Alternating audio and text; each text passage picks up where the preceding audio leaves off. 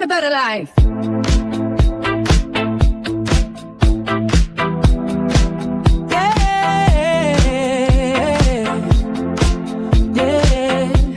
Let's make it real. This is a better life. From scars to stars, from pain to bulletproof. Teresa, better life. A better life with you. Talking news, pop culture life, love and scandal, heart to heart.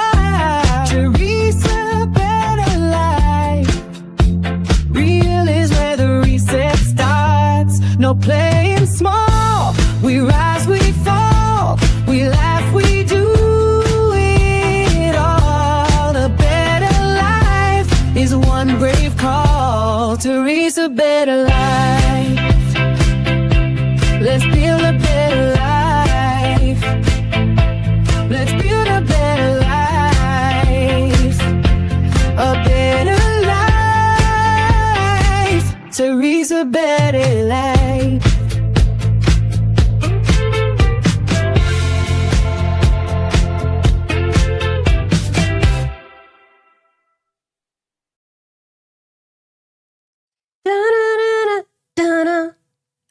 How many were dancing? Love your song. Thanks. It makes me, well, I keep saying we have to have a dance party like above, at the top of the show so we can all Yeah, bump to like it.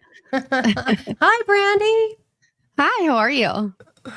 Good. I'm so happy that you could be here again. I was so excited because we were setting this up and I was like, Brandi, can you do it? And we had originally scheduled for Friday and she said yes. And we got John and we got Ellie, but then we needed it to change because it just needed to happen. So yes. It's going to be exciting. It's exciting. I'm so excited. Okay, so we are having, we're talking to John Bray and Allie from Allie Top Files. Mm-hmm. And as you know, or may not know, hello, everybody else who's in here. Hit the thumbs up, please. Hit the heart next to the chat. Let the algorithm know you're here. Also, say hello in the chat and tell us where you're watching from. And if you have any questions, type them in. We'll get to them, okay? So as you know, we have John Bray, and he is a person who has been investigating and looking at the angle of the microphone theory and the explosion that impacted Charlie's neck and as that being a possible cause.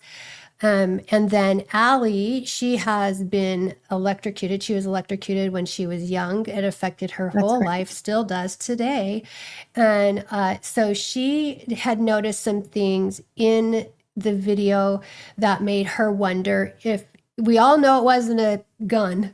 So, Nope. It made her think that possibly some electrocution had happened. I like both theories. There's a lot of theories going on, but I thought it'd be really fun to get on here, talk about them, talk about, to me, maybe more than one thing happened, maybe it was more than one thing just to keep things complicated so that you couldn't point to just one thing that did it, because if you point to one thing that did it, then that's easier to find the culprit. So, I don't know what went on, but we know whatever story we're getting, it's shady. Very shady. Very shady. Yeah. Okay, so you guys, I don't know if you have seen Trigger Smart. John's been on Trigger Smart. He does a really great job, but I'm going to play a little bit from John's time on Trigger Smart. He was on with Valhalla, and they did a phenomenal job. I love this whole episode, but Valhalla did have some interesting questions and some things here. So we'll play a little bit of this, and then we'll bring on John and we'll bring on Allie so you guys can say hello. So let me add this to stage so this is my first time with 4 of us. So we're going to, I'm playing with here we go.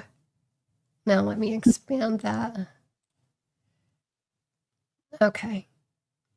and take that out. There we go.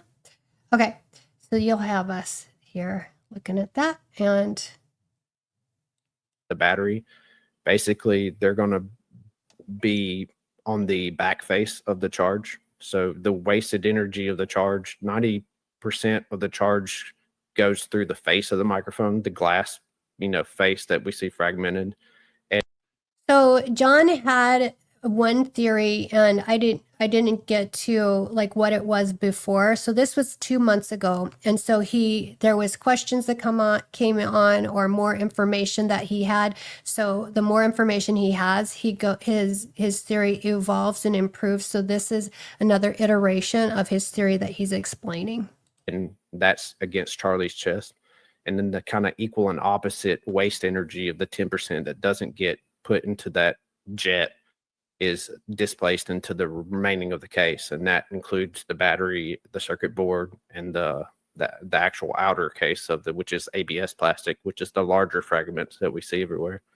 And so that is responsible for the trajectory, the energy we see displaced in the shirt, and then obviously the fragmentation of the main case, and the power that launched the circuit board and the battery across his chest.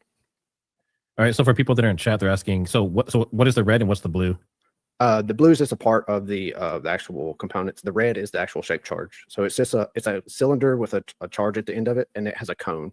And the idea is that it uses the Moreau effect, where you're basically taking an explosion, and you're instead of allowing it like a traditional frag, where it's going to go radially, it's going to explode in all directions. This is channeling all that explosion into a stream. So it gives it a path to escape, but it's a narrow path that cones out. And so as it speeds up through this cone, this it's basically like a nozzle.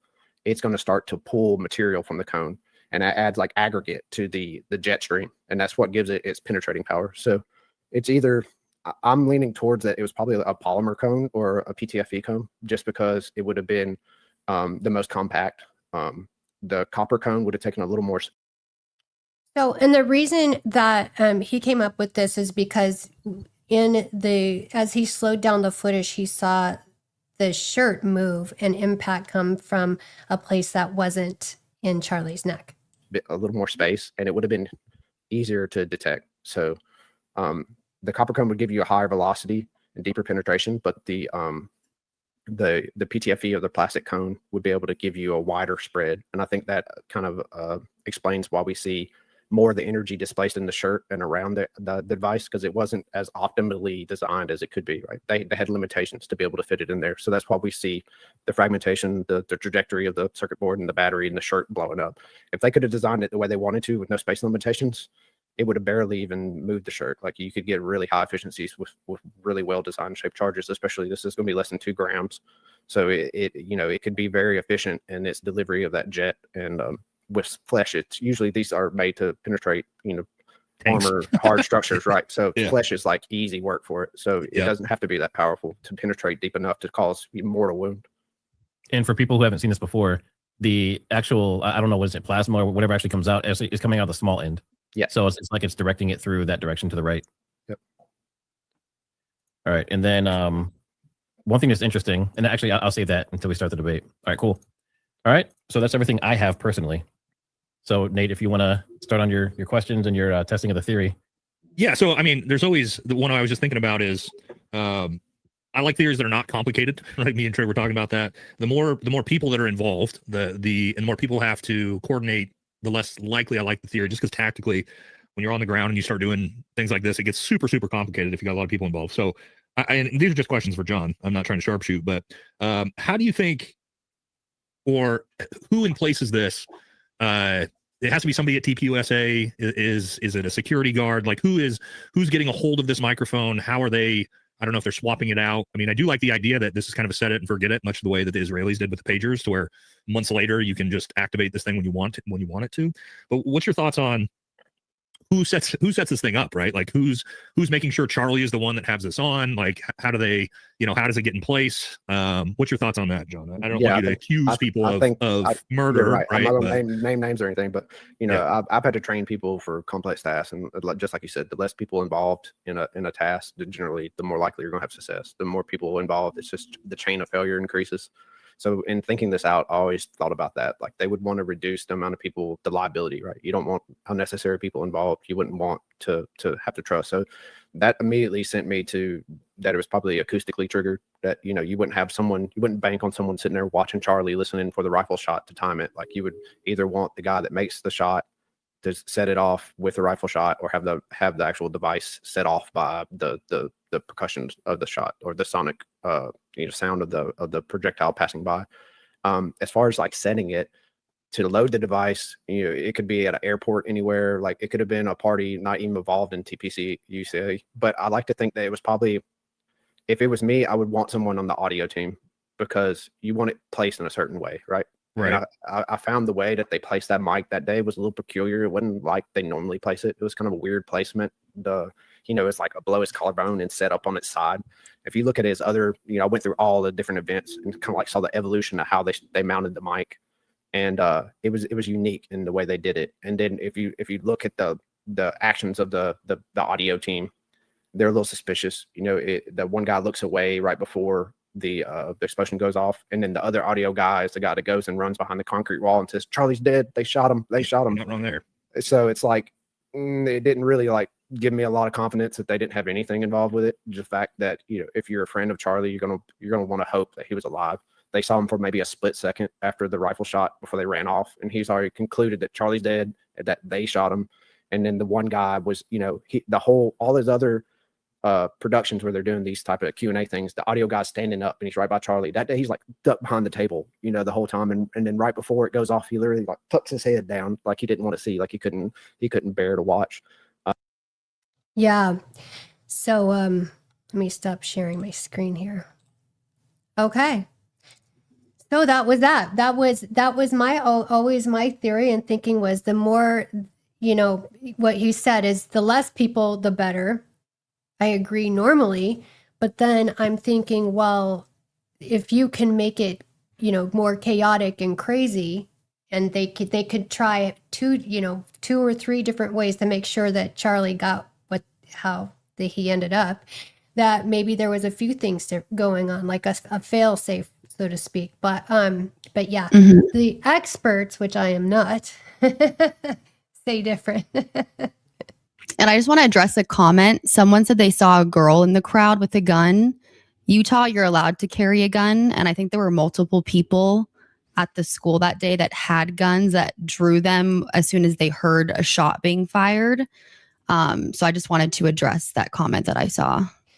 Yeah, and that's good. I'm glad you asked that. So we'll bring on John and Allie and say hello. And Allie has some information about that we wanted to discuss. So say hello to John. Say hello to Allie. Hello. Hi guys. Thank you for having us.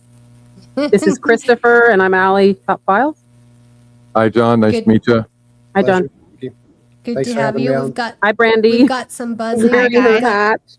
Nice beanies. We've got a little bit Love of them. buzzy. Yeah. Somebody, do you have your phone? Can you move it away? We don't still have a little bit buzzy. Okay. How's that now? Is it me? I moved my phone. It's a little bit. Maybe. Yeah, yours is already moved. Yeah. Okay. That's better. Whatever you did, that's better.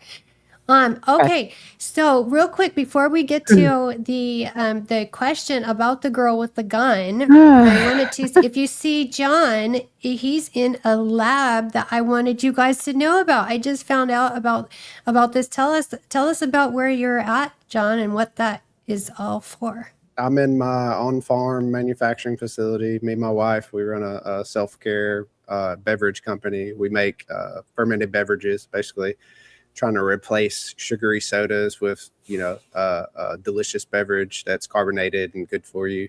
We make a water kefir soda that's non-caffeinated. It has all the probiotics, prebiotics, and then the kombucha, which is obviously caffeinated because it's made with tea, and then a whole line of self-care, deodorant, face creams, toothpaste, mouthwash. And we just try to keep it very simple, but, bring some science to it. So I spent a lot of time researching, the best ingredients, the newest, studies on things that help amino acids, things like that. So yeah, we take a look at our website, bluemountainfarmok.com. We have something for the whole family. Most of our products are made for our family. We just make enough to share them with others too. So. Awesome. So is it Blue Mountain Farms OKAY? Blue Mountain Farm OK. Blue Mountain Okay. Farm OK. OK because we're in Oklahoma. So Okay.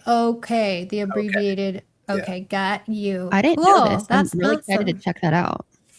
Yeah, I was wondering because on Trigger Smart, I can see is that a refrigerator that yeah, is that's behind you? Yeah, that's the refrigerator. The whole setup, like we're constantly changing everything. So everything's set up different now. But that's our main laboratory fridge. So that's where we keep all our ferments after we can them. And then, that's the canning line right behind me there. And then all the filling machines are all the stainless stuff in the back. So it's very compact, but it's just me and my wife. And, we make it work 7 days a week. We're out here making products for you. So, How long have you been doing that? 3 years now. Right on. That is very cool. All right. Well, everybody go get your kombucha. Get your kombucha. Congratulations on the business, man. Yeah, right I heard on. it's been booming. That's awesome. Thank you. That's amazing. So good. And then we have Allie and Mad Max or Chris. He likes Mad Max. Yeah. Is that I'm a from the fan. Thunderdome? Is that Yeah, Mad Max in the Thunderdome? Yeah, I always liked it when I was growing up. So I've always just sort of kept it as an online handle for socials or just for gaming or whatever. I've always been a fan since I was a boy. So.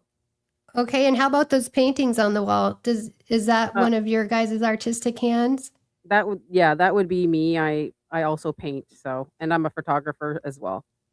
So, yeah. Okay. Well, you guys are artsy and technical and all the good stuff. And he does audio and camera, so he knows a lot about the tech table that Philip had, and we think he ghettoed it down that day. So Yeah, I used to have Carol Farnsworth's job for 25 years on bigger shows than that. So really? I can easily comment on all the gear. That's why we spent a lot of time on the gear. People thought that certain things were used in nefarious ways. And once we got some good pictures at it, we ruled out a whole bunch of it that it was just not involved in any of it. Yeah. Mm-hmm. So, Can you say what shows, what places you worked for before? Sure. I've worked on The Bachelor. I've worked on Big Brother. I've worked on a whole bunch of sporting events as a broadcast engineer. So I've done basketball, football, soccer, baseball. Mr. Beast. Yeah, I did Beast Games season 1. It was a great 4-month contract. The crew is insane. We had a crew from 3 different countries. So a South American island, the United States, and Canada. It was the biggest crew I'd ever been a part of. And the show won a whole bunch of Guinness World Records for the biggest reality show, the biggest prize, the biggest amount of contestants. And the most amount of cameras. Yes, and the most amount of cameras on a reality TV show. We had about 80 operated cameras, and I was there as a tech setup guy, and I was operating robotic cameras. So it was an incredible experience, an amazing opportunity. The main director was from Australia. The second director was from the States. And then a couple of small field directors were from Canada. So it was a crazy crew. It was just something I'll always remember. It was a great experience to be a part of that. Oh, that's so exciting. And now we get you. Yeah. Just trying to help out, just like everybody else is, right? Like everybody's bringing their expertise and We're their all knowledge. passionate about this. This is since the day I heard about it. I mean, I was a Charlie Kirk fan from way back when. I just like the fact that he doesn't need a phone to talk and he can just debate. And I love that about him and that his memory. I find like my memory is a little bit like that too. So, because I have ADHD, right? So the memory that I have is, Barron says sometimes it's, oh my God, how did she remember that? I don't know. It just stays in my head. He says I'm like what do you call it? He says I'm like I talk too much sometimes. You said like I'm like a remote control. Yeah. Oh, we Okay. got to pause you. Do we have to pause? The Pause or postal mute? Chris, Yeah. what do you use? Do you use the pause or do you use the mute? Both. Probably both. I use whatever will get me in least trouble. I think that's what I'll do, Yeah. most likely. Yeah. Yeah. So I don't know where you want to start with, Oh, but that's I it. think John Bray does amazing work. I think anybody, even Jordan Henshaw, me and him get into it sometimes. He's pretty hilarious though. I love Jordan Henshaw, and I just think anybody that recreates what's happening right now and is putting all this effort, even you two gals up here that's gone to Utah, I appreciate everybody's work Yeah. and dedication and time and Yep. hours and hours of looking through stuff like I do. It takes a person that has a heart and soul. That's all I have to say about that. Yeah, it does. Yeah. It does. Okay, how many hours do you think, John, Allie, Chris, how many hours do you think you've spent on this? Okay, so like break it up in a week on average. How many I hours mean, a week have you worked I'm on not. this? I work from home right now because I broke both my legs. I'm kind of like Baron broke. Oh, his I'm ankle. sorry. Yeah, I broke both my ankles a year apart from each, and then I needed Ooh, ligament wow. surgery. Yeah, I needed ligament surgery on my left, so I broke it and I needed ligament surgery. So I'm still recovering from that. But the time I spend on this, I guess it's because I have time now. So as soon as I wake up in the morning, we're doing it. We're Yeah. doing it from as soon as we wake up until we go to bed. I mean, I think we're still doing it like 4 o'clock in the morning. I'm Yeah. still talking to She's the people. main trooper, though. I tap out at about midnight, so I bring her the laptop and a coffee in the morning, and Yeah. she's already answering DMs and stuff. And Wow. I just So- try to support her pretty much. Over 40 hours a week. Yeah. Are you guys just focused on Charlie Kirk right now? Are you guys doing other things as well? I was doing the Amy Bradley case before any of this started. So I was helping with that actually because I thought I found her in Barbados, Yeah. remember? But yeah, there was a girl singing karaoke and her name was Amy and it looked identical to her.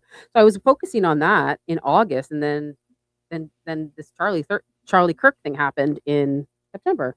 So as soon as I saw it, I immediately I mean, we watched a debate the night before. Yeah, we literally watched him debate. It was the Cambridge debate the night Yeah. before, and then I got him into watching Charlie Kirk. Yep. And then I couldn't believe that. I when I saw it, I go, no, this can't be right. And then I'm like looking in Twitter and I'm looking at more video footage and just something hit me like this can't be real. It can't be real. But then everybody said he was and then he died and all that stuff. But I already started going through like Facebook and other stuff. I screen recorded Jack Hibbs. That's where Baron got my Jack Hibbs video of him saying that our friends overseas was the first one who said he was passed away.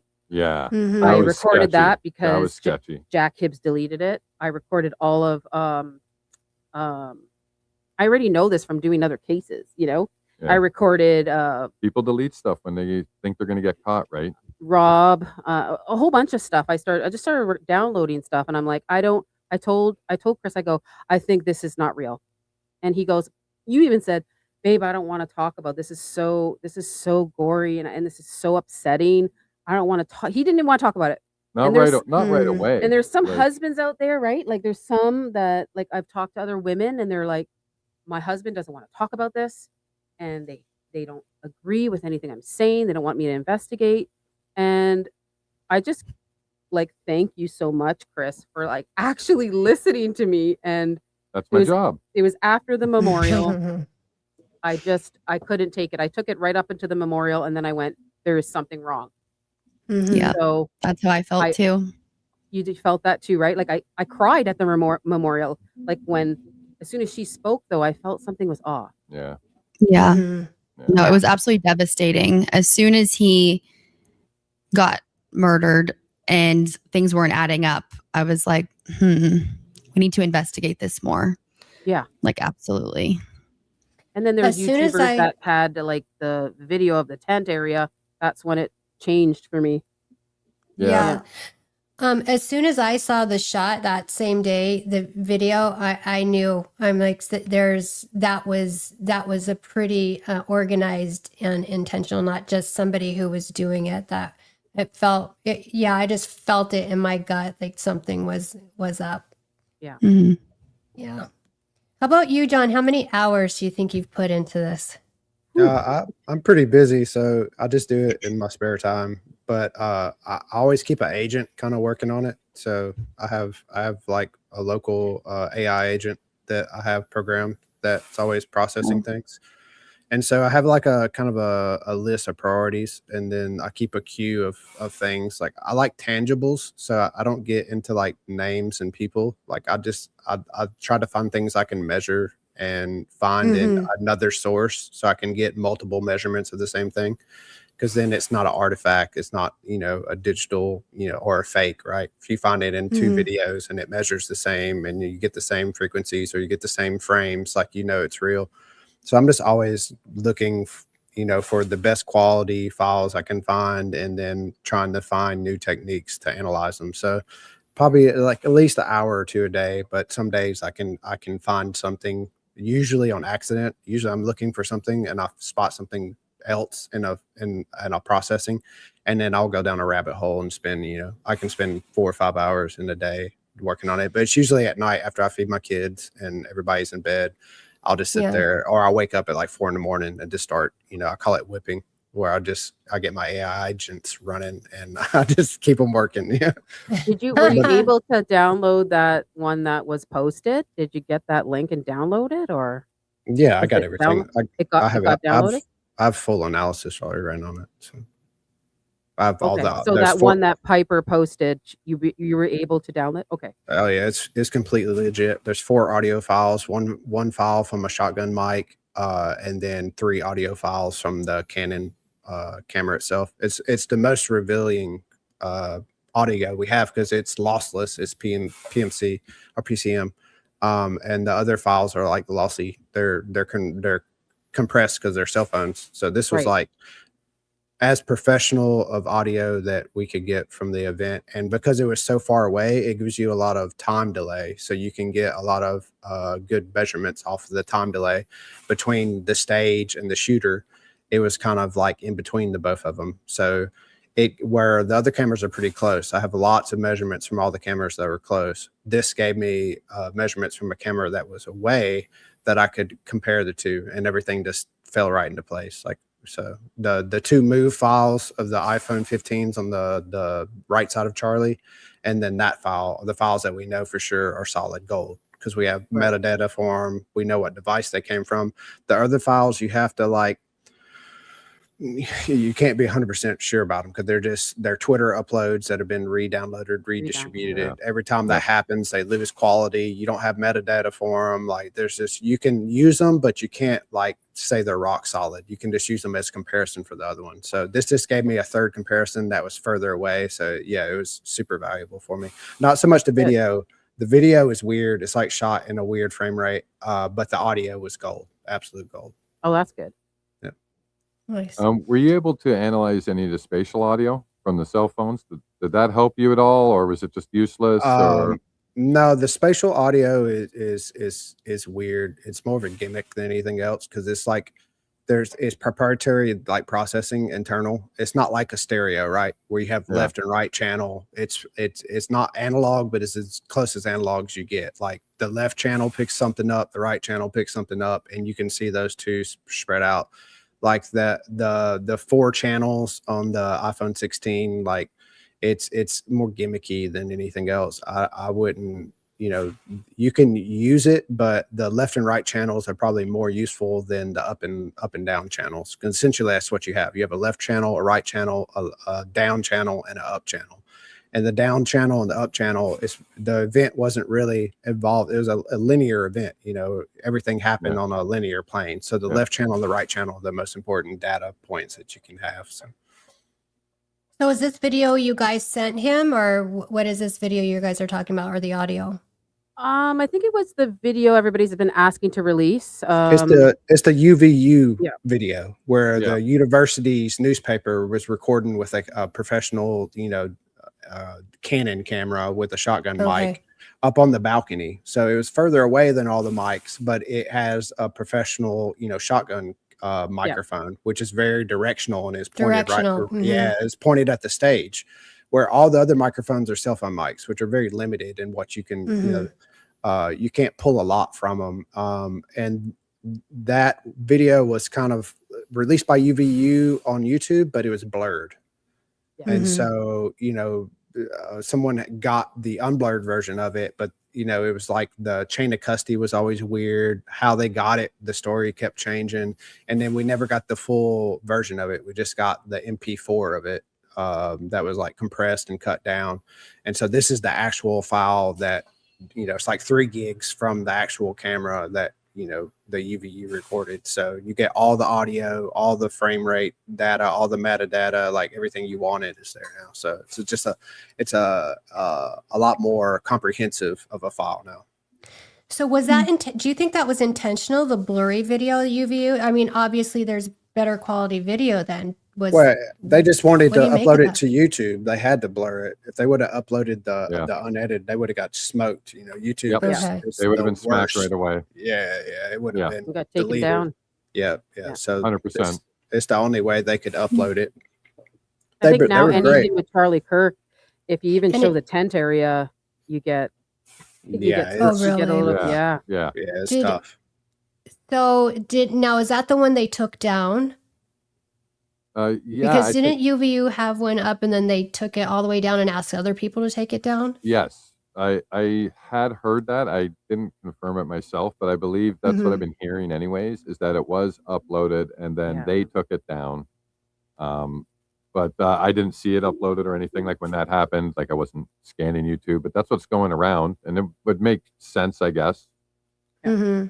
Like maybe someone higher up at UVU asked them to take it down, because UVU does have some high end donors that donate to that university. So one of them just said, "Hey, could you please remove that? We don't appreciate it." So that makes sense to me. You don't want that up forever, especially on YouTube. So back to the question about the girl with the gun.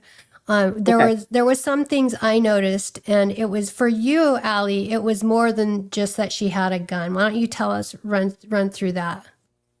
Well, You at want first, me to just break down the beginning, and then you can dive into it? Or- I mean, I'll explain like how I came across it. First, I know everybody saw people with weapons, right? I had to blur it out. I'm very sorry. I don't want Teresa to get a strike or anything. So she's obviously carrying a weapon here, and everybody probably saw this video. If they didn't, I'm sorry, I cannot share it. You go to my X and you can watch the video there. But I just thought it was weird. I even talked to Ian Carroll about it, and maybe even Billy and Brandi. I can't remember, but a lot of people commented saying, she's just a student or she's just a random person. I just thought she was trained. She looked trained the way she was moving and just her eyes. And I look at not just the gun that she was holding.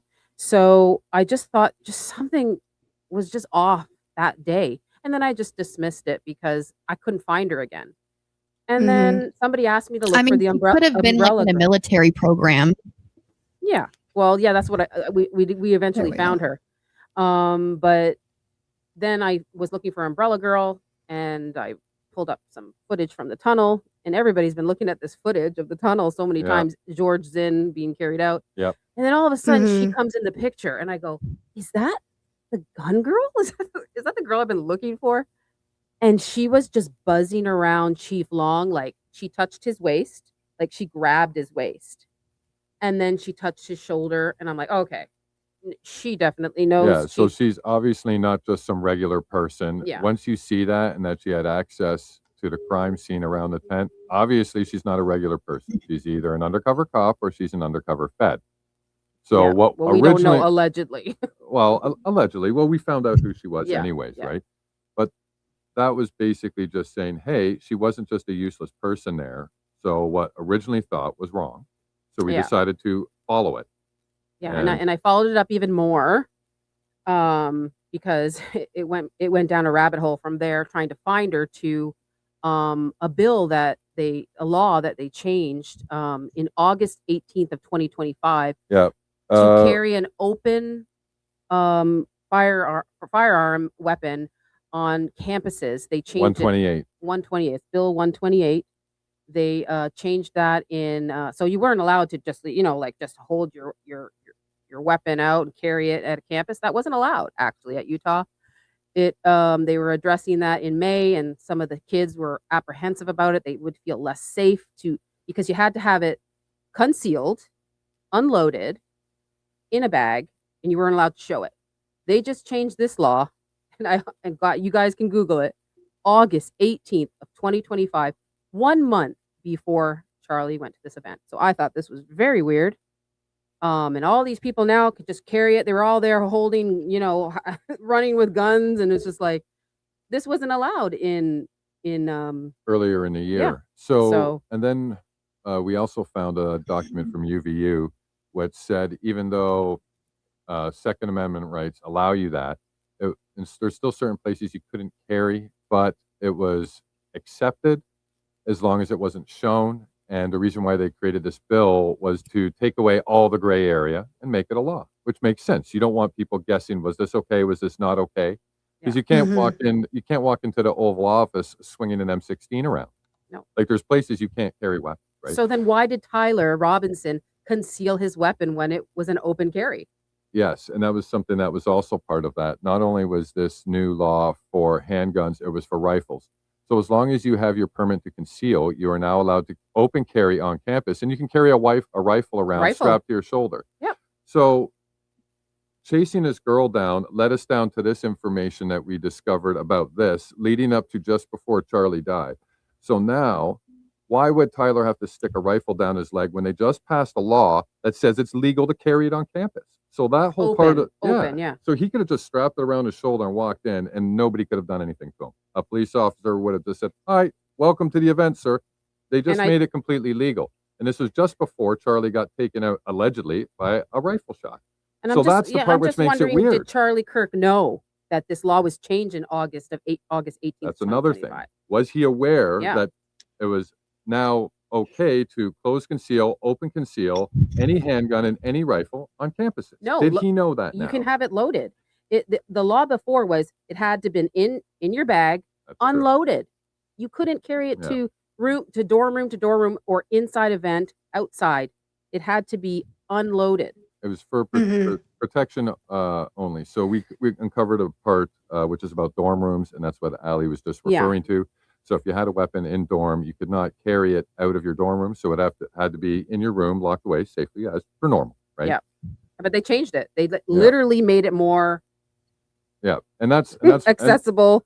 And I just find it very weird right after this he had an event and everything's open. It doesn't sit well a with security team should have known that. And I don't know if it's allowed since it's an event. If they could have changed the rules just for that event, so that couldn't have been a thing. Yeah, right. That's what I'm because wondering. There was no security, like there were no metal detectors or anything like that. Well, why would there be if you have an open carry, right? Yeah, now everything's legal. So, like, that's everything that's surrounding this young woman with a gun. So no, it wasn't just a silly girl from the audience trying to be cool. And it actually led us to discover this as well. So, and I did bring up the pictures on stage if you want to show those who she is. That's what Tyler Woods. So that's what caught me was the way she was moving, but also how familiar she was with Chief Long. Like you don't you don't approach an officer and have a gun and touch his shoulder and touch his hip. No, you just don't. Or they knew each other and he knew she was there, and maybe in her training. So what did you find out about her training and schooling? I don't know if I can see it there. Forensic science. Let me make it bigger. Science, and I think she's also had training with the SWAT team. Yes, and she had forensics training. She did do a lot of her training in the greater Salt Lake area, so then she can get deployed to like Provo, Orem, and other places. Violent crime investigators and patrol officers, SWAT team, forensics. Like she's got great training. Yeah. And she did study at UVU. Yeah. So once we got to the end of this sort of rabbit hole with her, we believe that she was legit there as an undercover police officer, probably just helping. Yeah, allegedly. I don't know. Yeah. So at this point, we're saying, like, we exonerated her. We don't think Yeah. she had anything to No. do with it. No. But however, that investigating her led us to finding the gun law change, Yeah. which was odd. Mhm. So investigating her still bore fruit, even though, we don't believe she's a guilty party in any way. Yeah. We believe she was there doing her job as she should be with the great amount of training she has. So, kudos to her. And I just want to Mhm. shout out pattern recognition because she helped me as well find her. I gave her all the pictures. She is pretty amazing. Brandi, you probably know her. Laura. Pattern recognition. Yeah, you probably know her. Yeah, pattern recognition on YouTube. Yeah. Yeah. She's Mhm. all over. She's got a couple different handles. So I asked a couple people, "Can you help me?" And like they showed me some pictures. People thought it was Glenn Beck's daughter. I'm like, no, no. That went wild, and we're like, no, like she's got tattoos. This girl doesn't. Like, Look it's not even similar, remotely her. It's not Looked- remotely her. identical to Glenn Beck's daughter, but it wasn't. No. Yes. So what about the? Go ahead, Chris. No, I was just going to say. So that's just pretty much how we sort of, stumbled into that whole thing, and it was just weird, like seeing her being there when they were taking away George Zinn, and like you said, Teresa, just having access to him in such a familiar way, just immediately struck a chord with Allie, and she just wanted to Mhm. figure out who she was, whether innocent or nefarious, whatever it was, whatever the Yeah. truth was. Yeah. We just figured it was worth chasing. Yeah, turn no stone unturned, as Yeah. Erica would be fond of saying. Oh dear. But we're Yeah. we're the ones doing the stone turning. Yeah. Isn't that funny? And they Yeah. should be doing it. Yeah, exactly right. Speaking of that, you immediately noticed his arms in the picture. So lead us through your process and through your research of how you got to where you are today and how you've evolved your theory. Right. Actually, Well, just one thing Yep. is what we're going to do is we've actually in the past couple of weeks been evolving and changing our theory a little bit. And it's Not too similar. much, not It's too much. similar, but there's a lot of key differences. So since we haven't brought that out, what we're going to do is discuss the old theory because that's Yeah. something that Okay. everybody's I familiar mean, with. yeah, we're bringing it up on Friday, so maybe John Bray can maybe he could help us because there Maybe, is. yeah. I have a bombshell on Friday. Ooh, I- teaser. Yeah. I mean, I have two other people helping me, so I can't I would love to share it with you now, but maybe we can do another live stream because John Bray is gonna have to wean in on this because I don't know yet. I don't know yet. But Hmm, it's a bombshell. But intriguing. how I started all this was like I said, like Brandi, like we felt weird at the memorial, and then I started Instagramming, Twittering, and I didn't have Twitter really at the time. I was kind of using was it your account? I think I was using your account and just like looking at stuff. And then I went to Instagram. I found Mr. Letgo because he was the only one that answered me at the time. And he invited me to the chat. And then I started talking to him there. And a girl from Utah sent me her Google Drive of a whole bunch of videos and stuff like that because she said her phone was going crazy. She couldn't even upload. She couldn't download anything. Yeah. But from there, I looked at it. I looked at some of the footage, and I immediately clear footage of Charlie, and I immediately said, "Whoa!" It like a flashback of when I got electrocuted. Okay, not saying that he was at the time until I started really looking, and then other photos would come out, like Charles McClintock's photos would come out. And then I even zoomed him in the video of him falling over, holding the mic. The ring falls off one finger, goes to the next, stays on that finger. His pinky finger looks broken because it goes right like that, and it's Mhm. bent. Just certain things that I'm picking up, and I sent it to Baron because Mr. Lecco has a theory of something popped in his shirt, and it could be possible. And I'm not I'm not married to any theory. I want this solved, right? So I just sent everything to Baron, and then me and Baron got on a show because he didn't even know he had burnt hands. Some people see it, some people don't. And that's fine. That's fine, right? Yeah. I do see his arm. My arm got burnt. I have a left bundle branch block in my heart from being electrocuted. I almost died. Lucky to be here, but my whole hand and my arm burnt. So when I saw his hand, I just went, "Oh no, I gotta I gotta get a hold of somebody." So I was trying and trying and trying, and finally, Baron did answer me.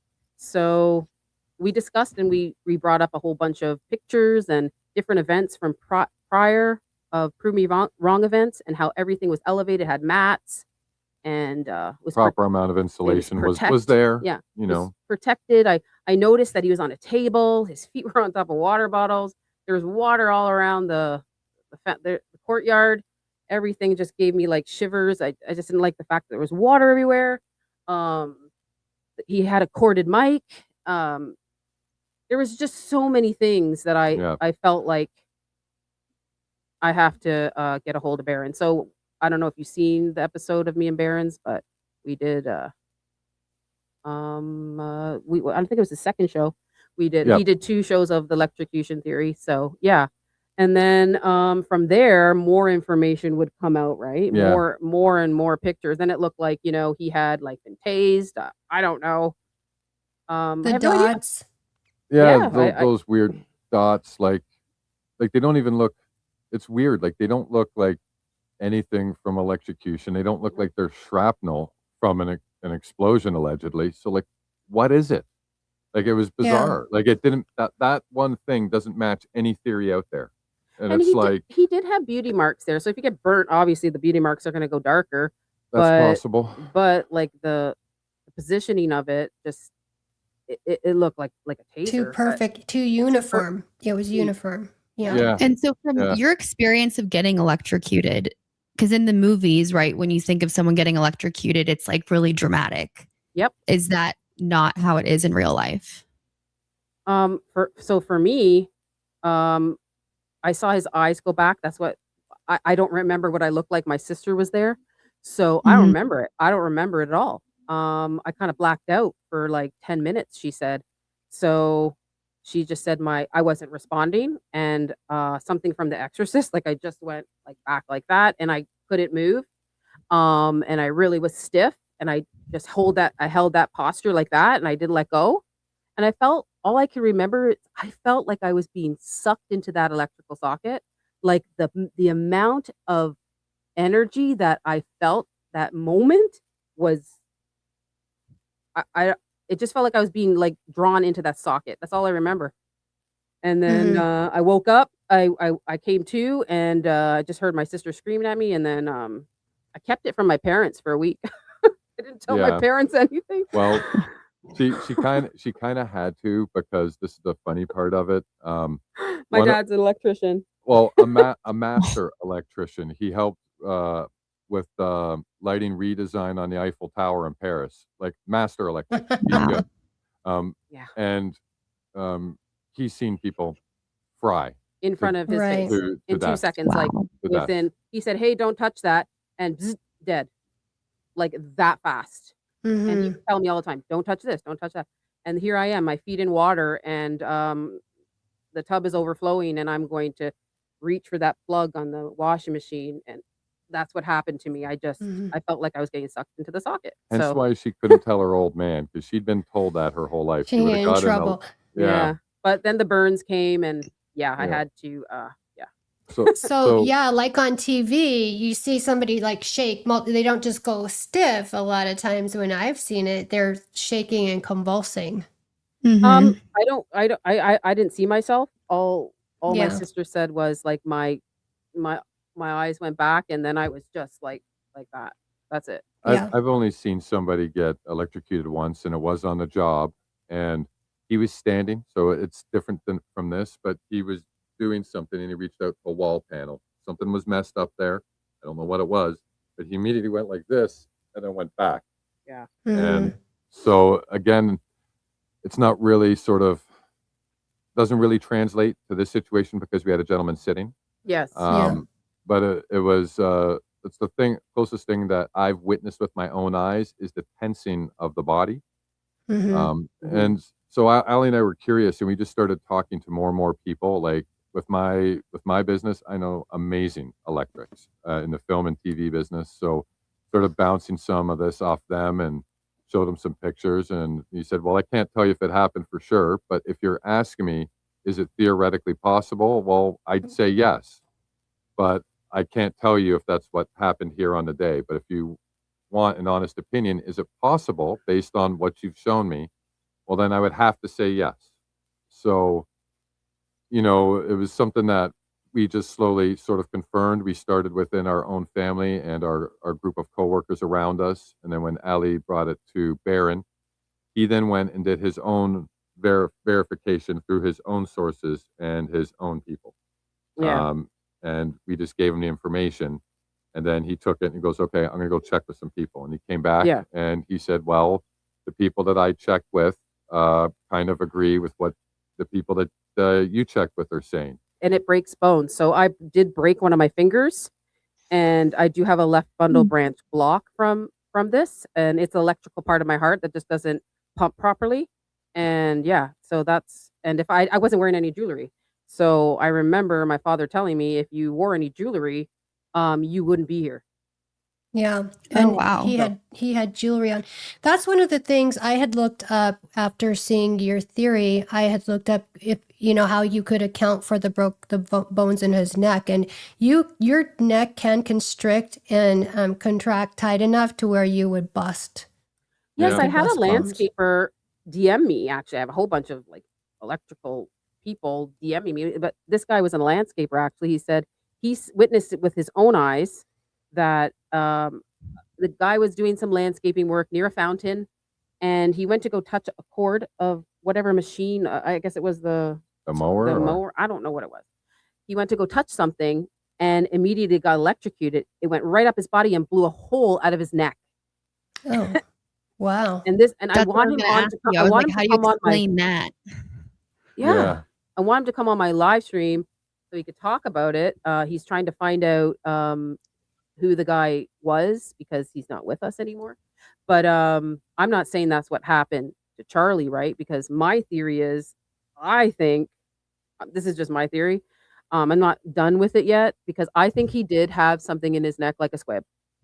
I just do, and I think he had a pack underneath his nipple area, and I think something went wrong. He went in on it to either get injured or to kind of fake an injury or whatnot. And then because everything just doesn't make sense, you got actors, you got all this stuff, you got to put it all together. And I think something went wrong. We either was an accident or on purpose. I think it was purposely done and allegedly. And if you have any liquid in your neck, that would cause, You're meaning from a squib, right? yeah, like Yeah. I think somebody triggered something and it opened up the hole in his neck, and then but we're not done our theory though. Like it's kind of complicated because I feel like Mhm. an electrical charge happened near his that's why I want to ask John Bray, because I think it happened more near his chest area here and his microphone than up here first.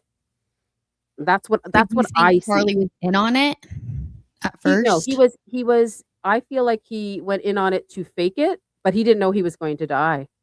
They So killed him anyways. Interesting. Yeah. we feel like with a small group of people within allegedly Turning Point and the government, a small group of people, we're going to help him disappear because of what was happening politically.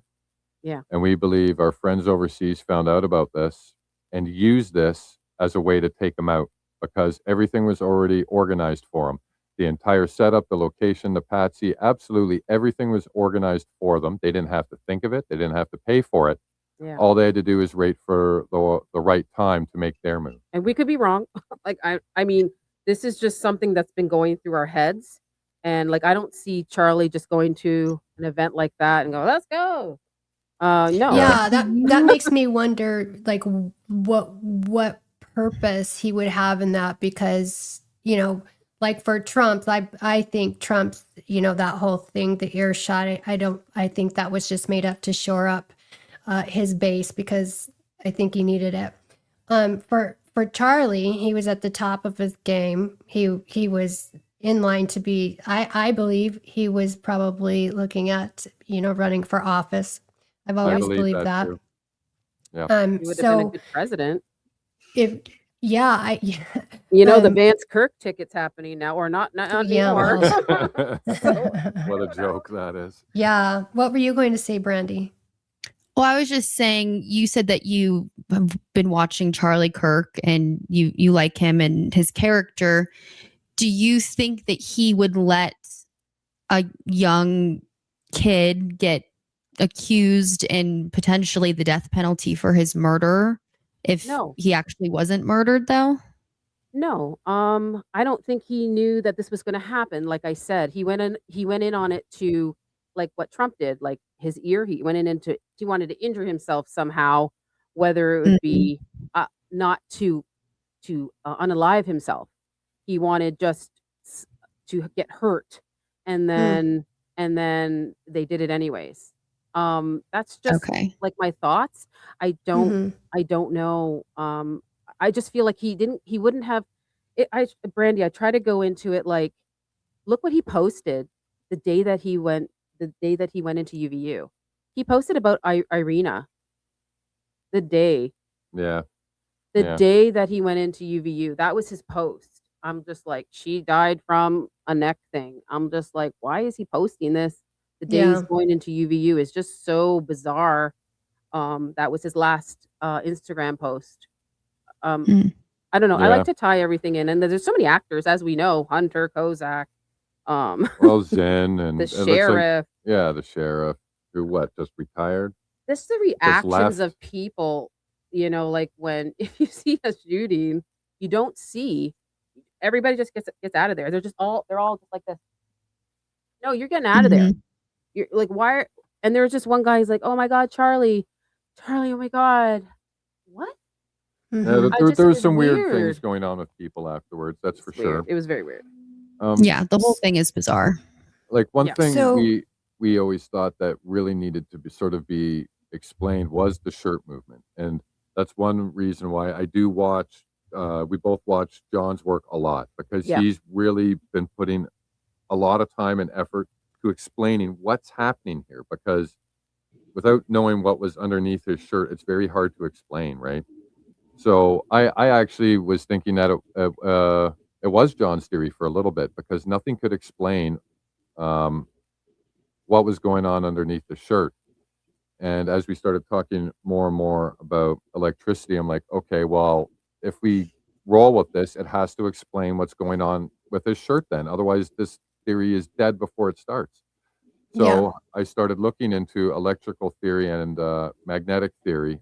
And that's when it started making a little bit more sense to me. And I don't want to like nerd out too much because it's real technical, but I'm just going to say it just quickly and in the most simplistic way I can. Magnets basically are a north and south pole. When you hit them with a charge, they react differently. One of the poles will be pulled close to it. The other pole will be pushed from it. And that is initiated, that reaction by an electrical charge. That an electrical charge also creates a small magnetic field which could travel through clothing. It might make it look like it's elevated. So that's bizarre, right? So you could get a little bit of this, right, with the shirt. But now if you have the magnets from the clasp on the mic moving, that could cause some weird stuff that we're seeing. If the magnets wouldn't from the mic wouldn't move, then I would say this is not looking like an option. But since that is possible with the theory of magnetic theory and electrical theory, it's something that can't be 100% dismissed. And I'm sorry, I was hoping to keep that short. I think I failed. No, that was No, good. that's That good. wasn't long. Good. And I didn't want Yeah. to get extremely technical because like I'm trying to say it in a way where people can understand. And now you can look at that yourself, right? Mhm. And try to find that information yourself. But I've never totally discounted anybody's theory because no one theory explains everything. Everything. Nothing explains everything. So that's also why I think there was some kind of potential detonation in the pack, whether it was done by To fool us. or whether it was done just as to fool us, to throw us off, or Misdirection. misdirection. To make the pack detonate, you wouldn't even need an explosive. And I don't think people realize that. You could have made that pack detonate without even using an explosive. If you put a bunch of conductive material in there, copper, silver, anything, and then you hit it with a charge, you would get kind of like an arcing reaction from the pack, which would then, for lack of a better phrase, cause the pack to disintegrate or explode in a similar way that John's already described in detail. So you could have made that, Mike, a weapon without putting explosives in it, if that makes sense. Mhm. And I think that some kind of detonation or something there might be still possible. Now, how that happened Yeah. is a whole nother thing. Yeah. We've got a couple theories, but nothing we can really kind of really nail down hard and go, we think that's exactly what it is. So we haven't got to that point yet. Well, I think they were ripping something off of his shirt behind that tent area. They were definitely taking something off of his chest there. Yeah. Well, no Mhm. matter They weren't what it securing was. a wound, that's for sure. Yeah, we've had somebody who studied Brian Harple's actions as a medic to see if he went in and out of his bag, and then applied anything to Charlie. And she Mhm. watched the way the bag was positioned when he went in and when he went out, and it did not look like he actually unzipped his bag. Yeah, Which it was a nurse that said that, right? It was actually a friend of ours, and then we asked a couple nurses, and they said that yes, that's possible. Also, the blood is not oxygen. Like it's if you have a carotid artery, it's more bright red. This is coming out really dark. Like it looks like somebody even said beet juice or something. Like really dark blood. It's not, it's just like, it's not what this nurse said that she's seen in her history of carotid arteries. That's for sure. It's going everywhere. It's like Valhalla said. It's just There'd be Yeah. it's a Right. mess. It's a Yeah. mess. It's a mess. Yeah. So it's just it looks a little bit too fake and gay for me. Like that hole is just so circular and just ready to go. I do see like when I highlight the picture of his neck. I know we can't show it here.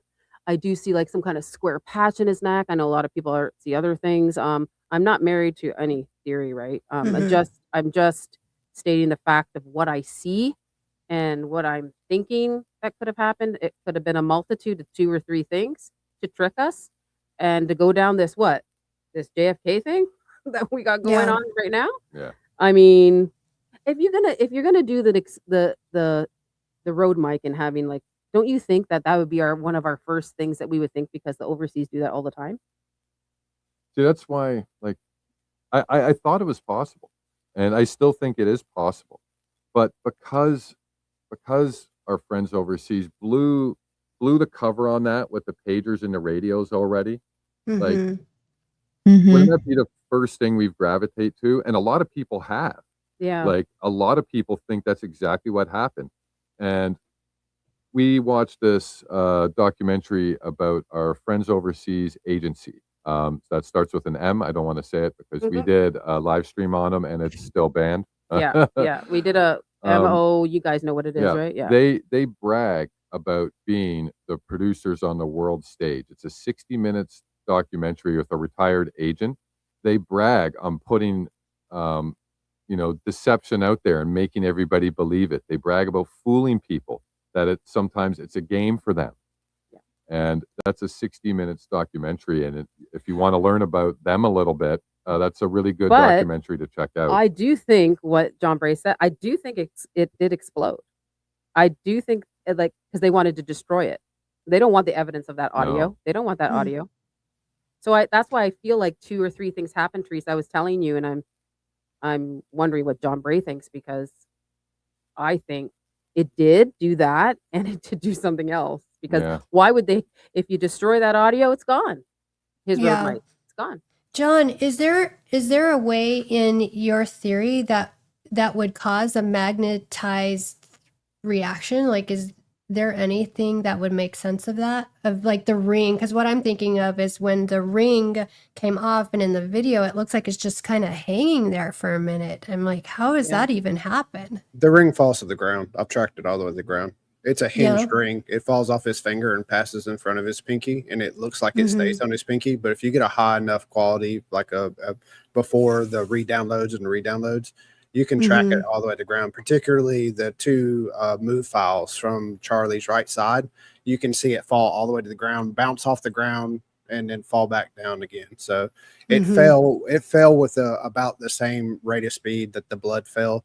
The spots on his hands was from the blood. I've traced the blood coming out. The very first squirts of blood is when his hands is transitioning in from his body, and those squirts hit his hand. And that's that picture of Candace that she first released from the back camera that shows the spots on his hand. Yeah. Those are that's the very first squirts of blood that come out that actually hit his hand. And then like later his hands are all orange. That's where he just had blood running down his arm. If you look at the UVU review, it goes long enough without panning off of him that you can see the blood starts to pour down his arm, and it just kind of like a fountain ends up like going all the way down his palm. And then, the security guys have blood smeared all over them. You look at the blood that's smeared on them, it has like that orange looking cast. It looks like a burn kind of looks like. And I think that those high resolution stills that were released later, they capture a lot of that. The under his shirt on his chest, that weird kind of like splotchy, kind of blistery looking, rash. It almost looks like an abrasion rash. That's from cavitation. You can look at gunshot wounds when people have a bulletproof vest on. When your flesh cavitates heavily, it causes this speckledy blood pattern on it. And you can see that examples of that where people will get hit by cars or people are ran over by cars. You actually see like the emblem of the car or the tread pattern of the tire left on their skin. And then the outside, they'll do that speckledy pattern where it's just like dots of blood in an area. And it's just from where your skin basically like it's from abrasion or cavitation. It's where the blood, it's not enough to rupture your skin, but it's enough to cause the blood like a blood blister underneath your skin, but it's not a even kind of cast. But as far as the magnetic thing goes, I work on tangibles. I don't have any examples of that ever happening. Like I like to find real world examples and then compare them to what I have as far as like data goes and compare how they differ or how they're similar. And I don't have any examples of that. So that's why I haven't really gone down that route. And that's really what led me to the whole explosive in the microphone, because less than a year before that, we had a real world example of 1,500 of these devices detonated at the same time, sold to a group of people that were really highly suspicious of the devices being loaded with something. They ran them through airport scanners. They had experts look at them. So, to get that sort of technology in Charlie's microphone would be very easy. He doesn't have it most of the time. He only puts it on for the event, and then someone else puts it on him. He doesn't see it any of the other time. So it was like a target of opportunity that offered all the technology that you would need to remote trigger it, to have it perfectly synced with a rifle shot, which, like, to your point, they can't just blow a mic up on Charlie's chest because everyone immediately would be like, hey, we know what this looks like. This sounds a lot like that. Yeah, So you have to have a patsy, you have to have a rifle shot, and it needs to look convincing enough that it could pass as, a rifle shot. So, in my mind, immediately, I knew that they never intended on the neck wound. The neck wound had to be just a freak occurrence. And what they were really going for was the shirt moving and Charlie falling out of the chair and them saying Charlie got shot in his chest. So you think the neck wound is an accident? Absolutely. And if you look at the order operations, if you look at all the energetic movement of the event, the neck wound is like fourth or fifth order. Like, it makes no sense for it to be the root cause of the movement or the energy that we saw. You don't see anything in his neck. You don't see a square patch there. You don't see anything visible there in his neck prior or after. No. I mean, you couldn't have a worse event to try to fake with prosthetics or squibs than what they did.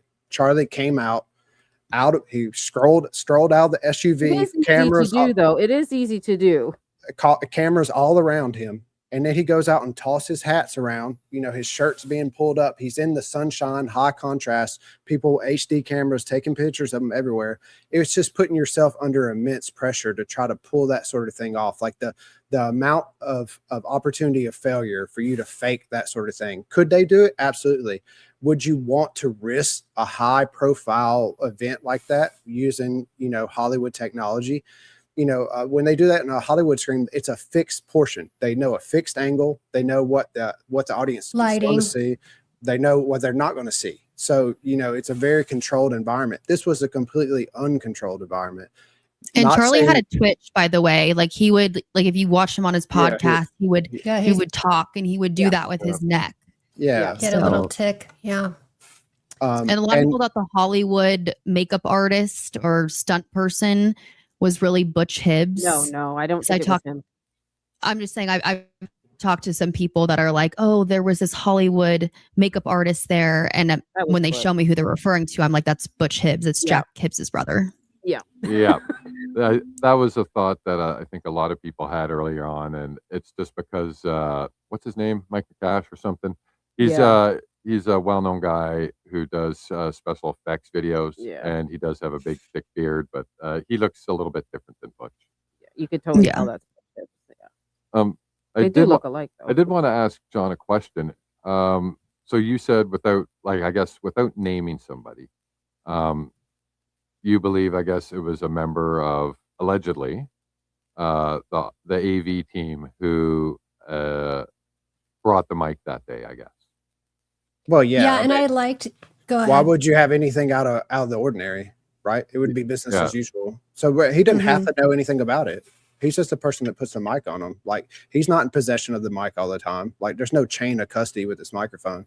They fly with these microphones. It could have been someone at the airport that swapped it out. Like it doesn't have to be a nefarious party on his part. He put the microphone on him, but it wasn't on him in some special way. It was a little weird the way to put him on him that day. But in all reality, they could have put that microphone anywhere on his chest and it would have accomplished the same exact goal that they were attending, assuming that this is what the goal of the event was.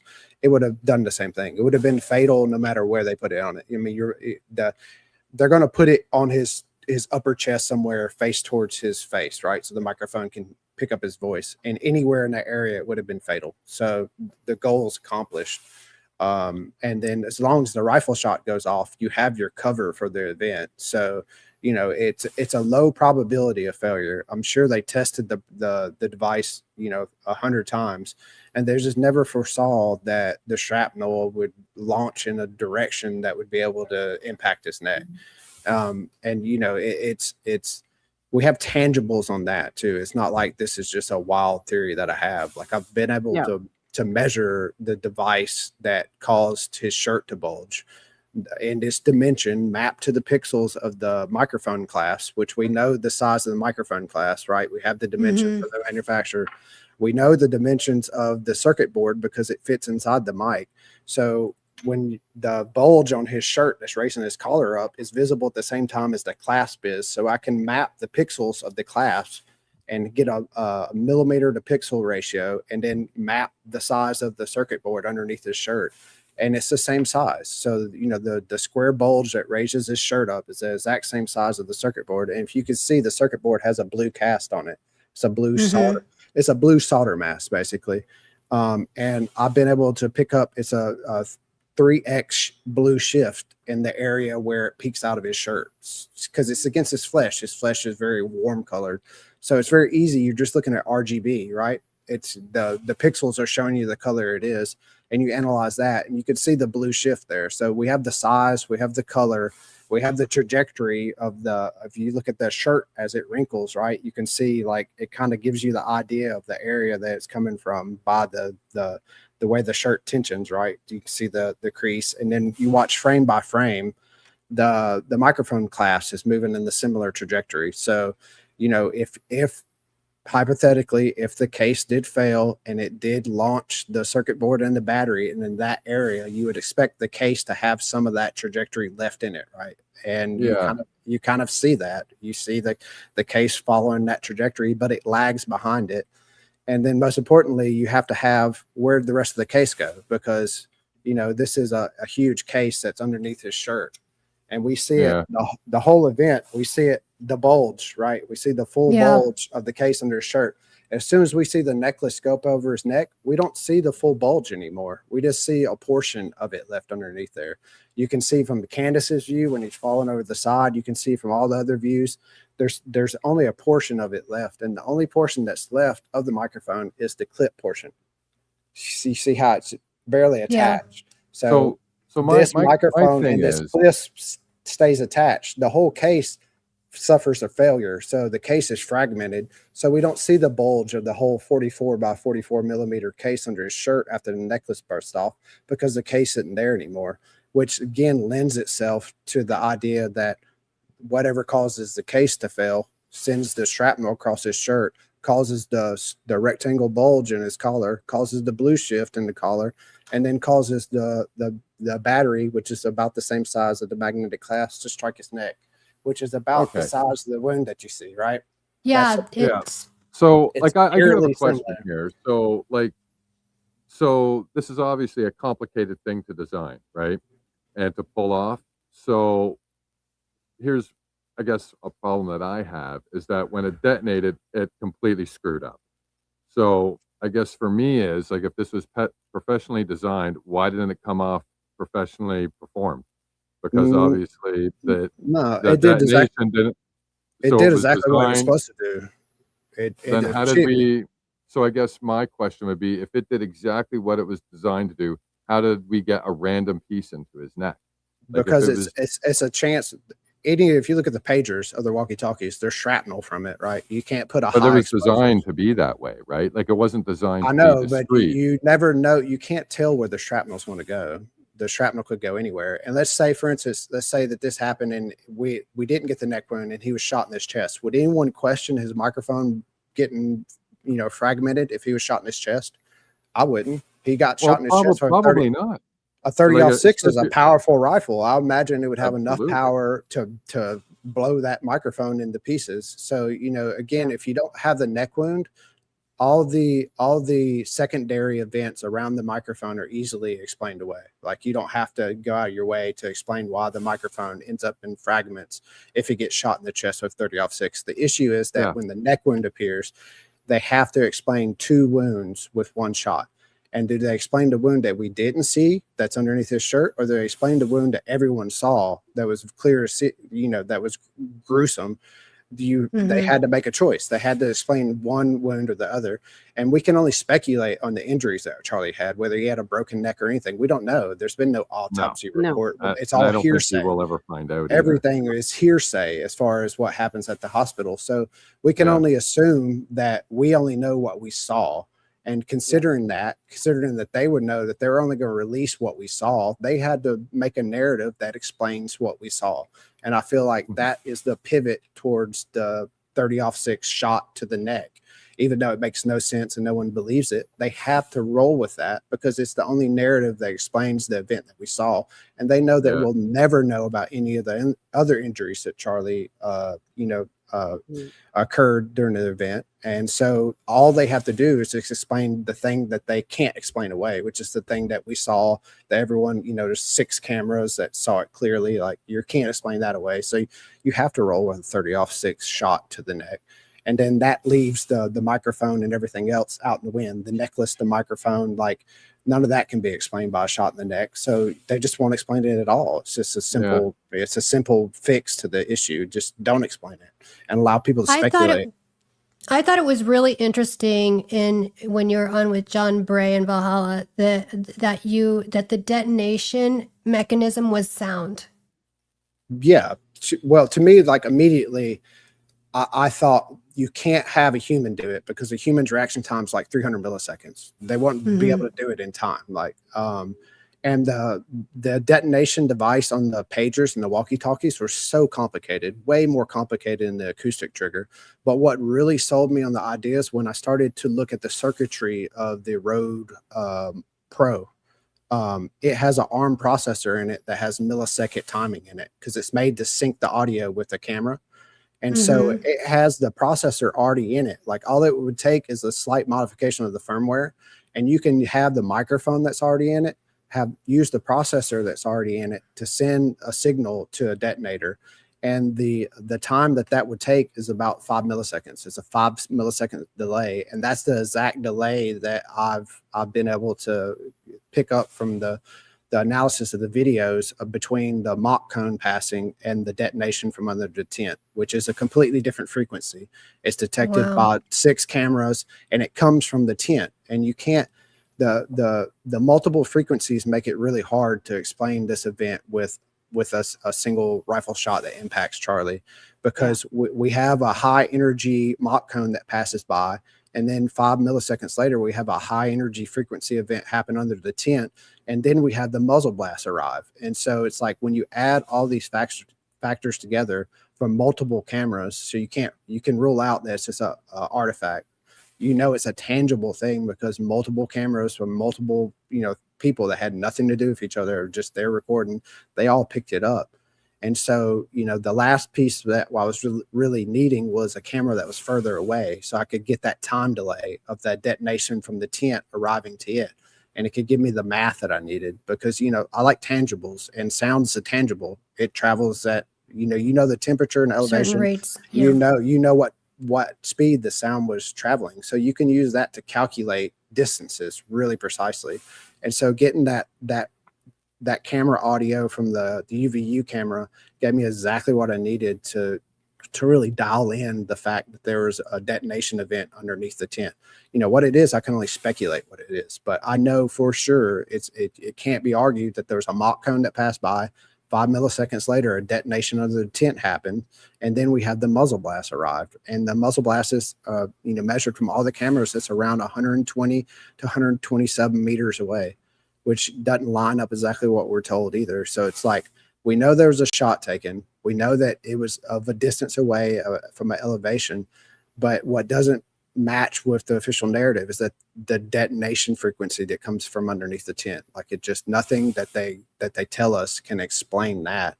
But when you take that data and you look at the video of the shirt movement, that precedes the neck wound, then it becomes a lot clearer, because the other thing that preceded the neck wound was the mock cone passing by and the detonation frequency. So you add all these tangibles together and you get a better idea of using, the real world kind of, multi-camera data that we have. You can piece And a lot together of my what happened. viewers would really love if you can make it more simplistic. I don't know if you can maybe do a video, because like a lot of my viewers are like, I don't know what he's talking about.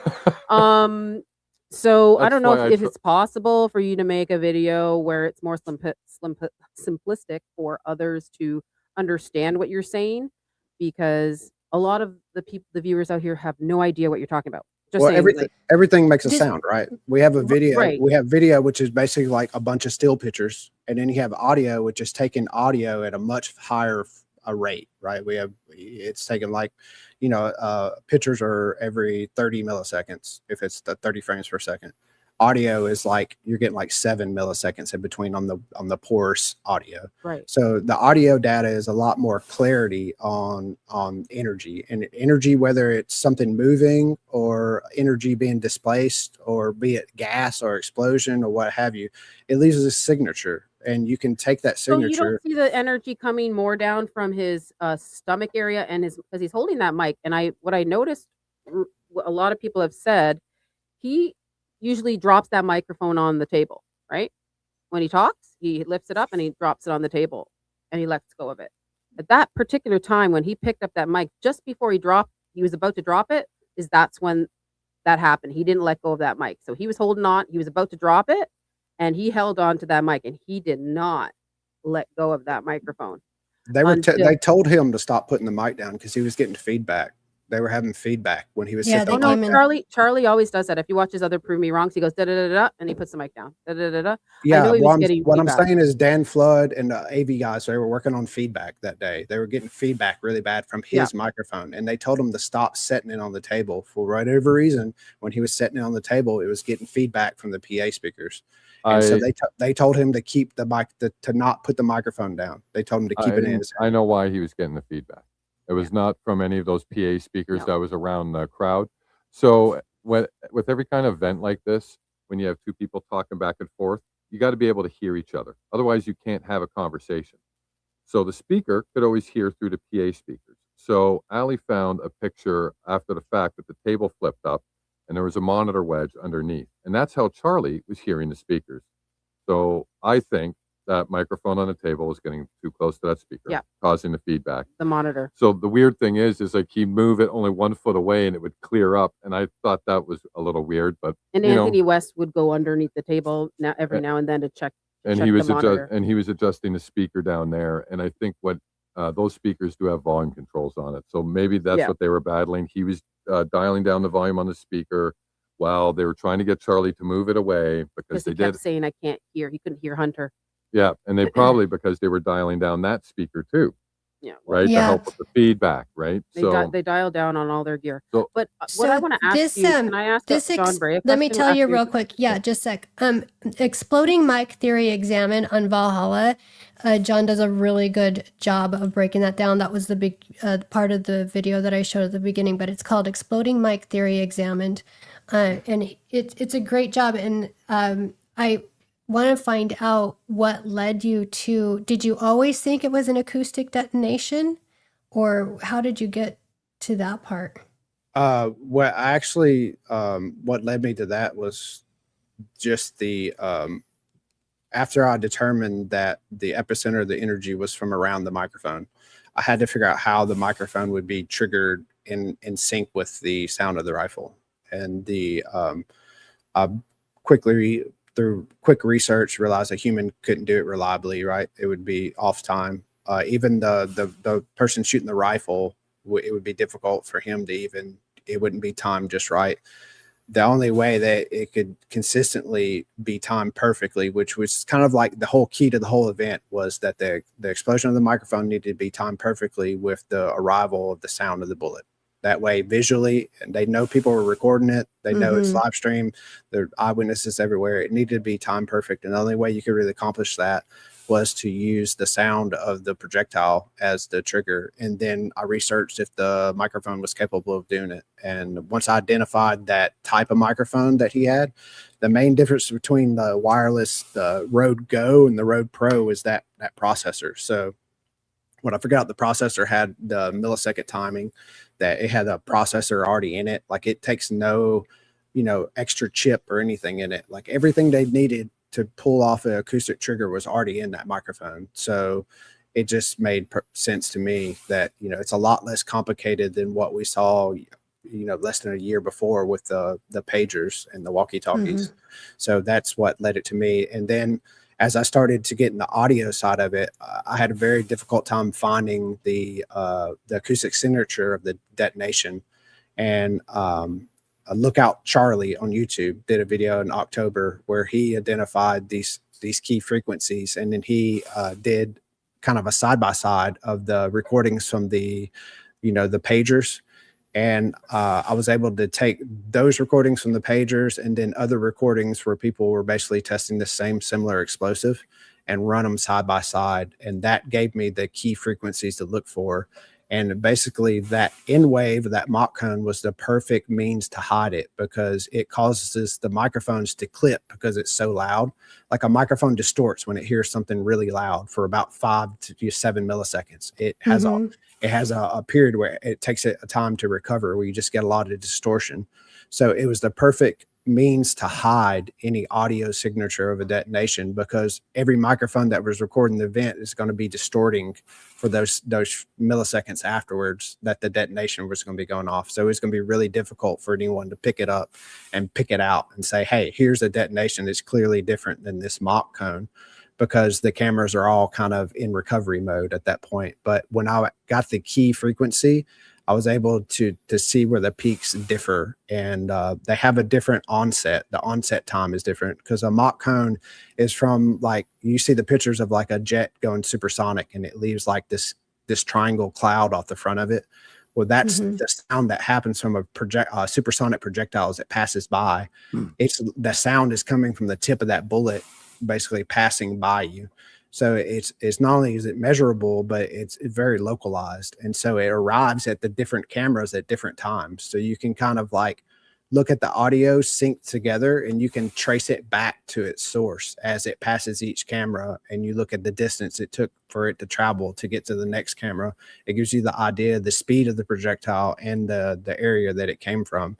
And so when I realized that, you know, that peak was within the 5 millisecond window that the processor could detonate, then it all came together.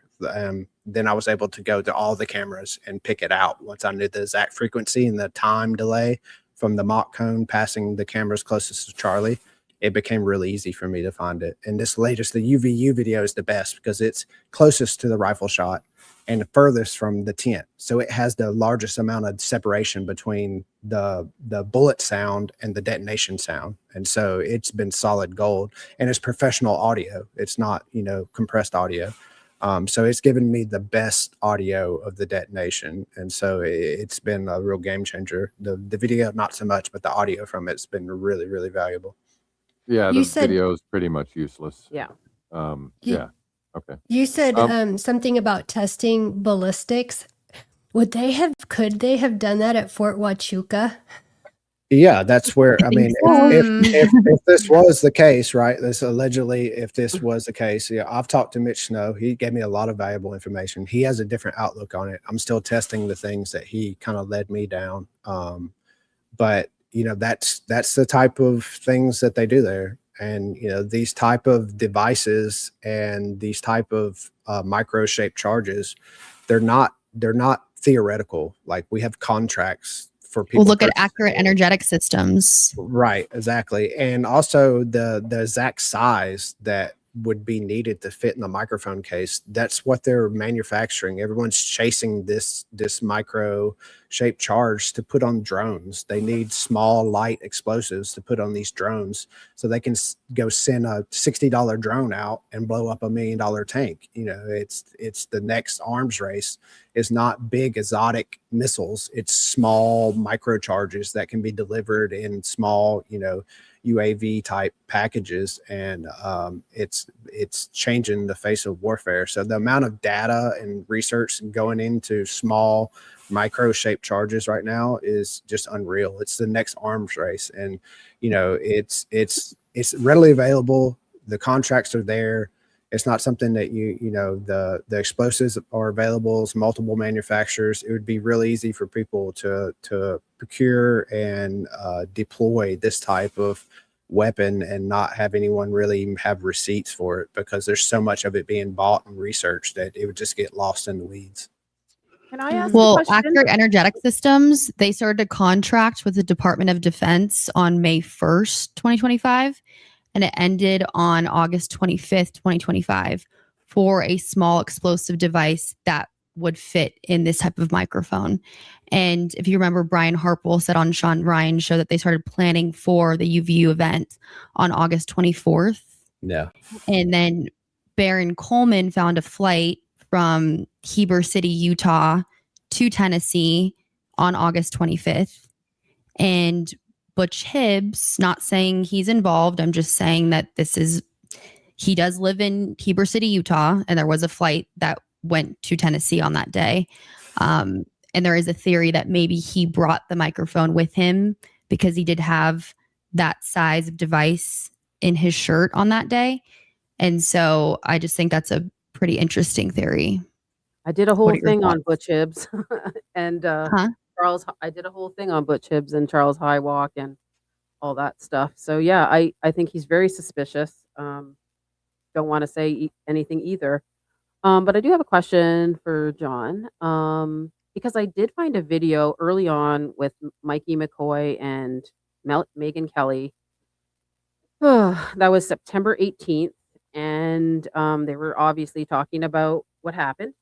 And Megan Kelly looked at Mikey and said, "So I hear Charlie was wearing a bulletproof vest that day." And he didn't go, "No, no, no, no." He goes, "Mm-hmm." She goes, "I can't believe it. Like all these things, like all these extra precautions that they had."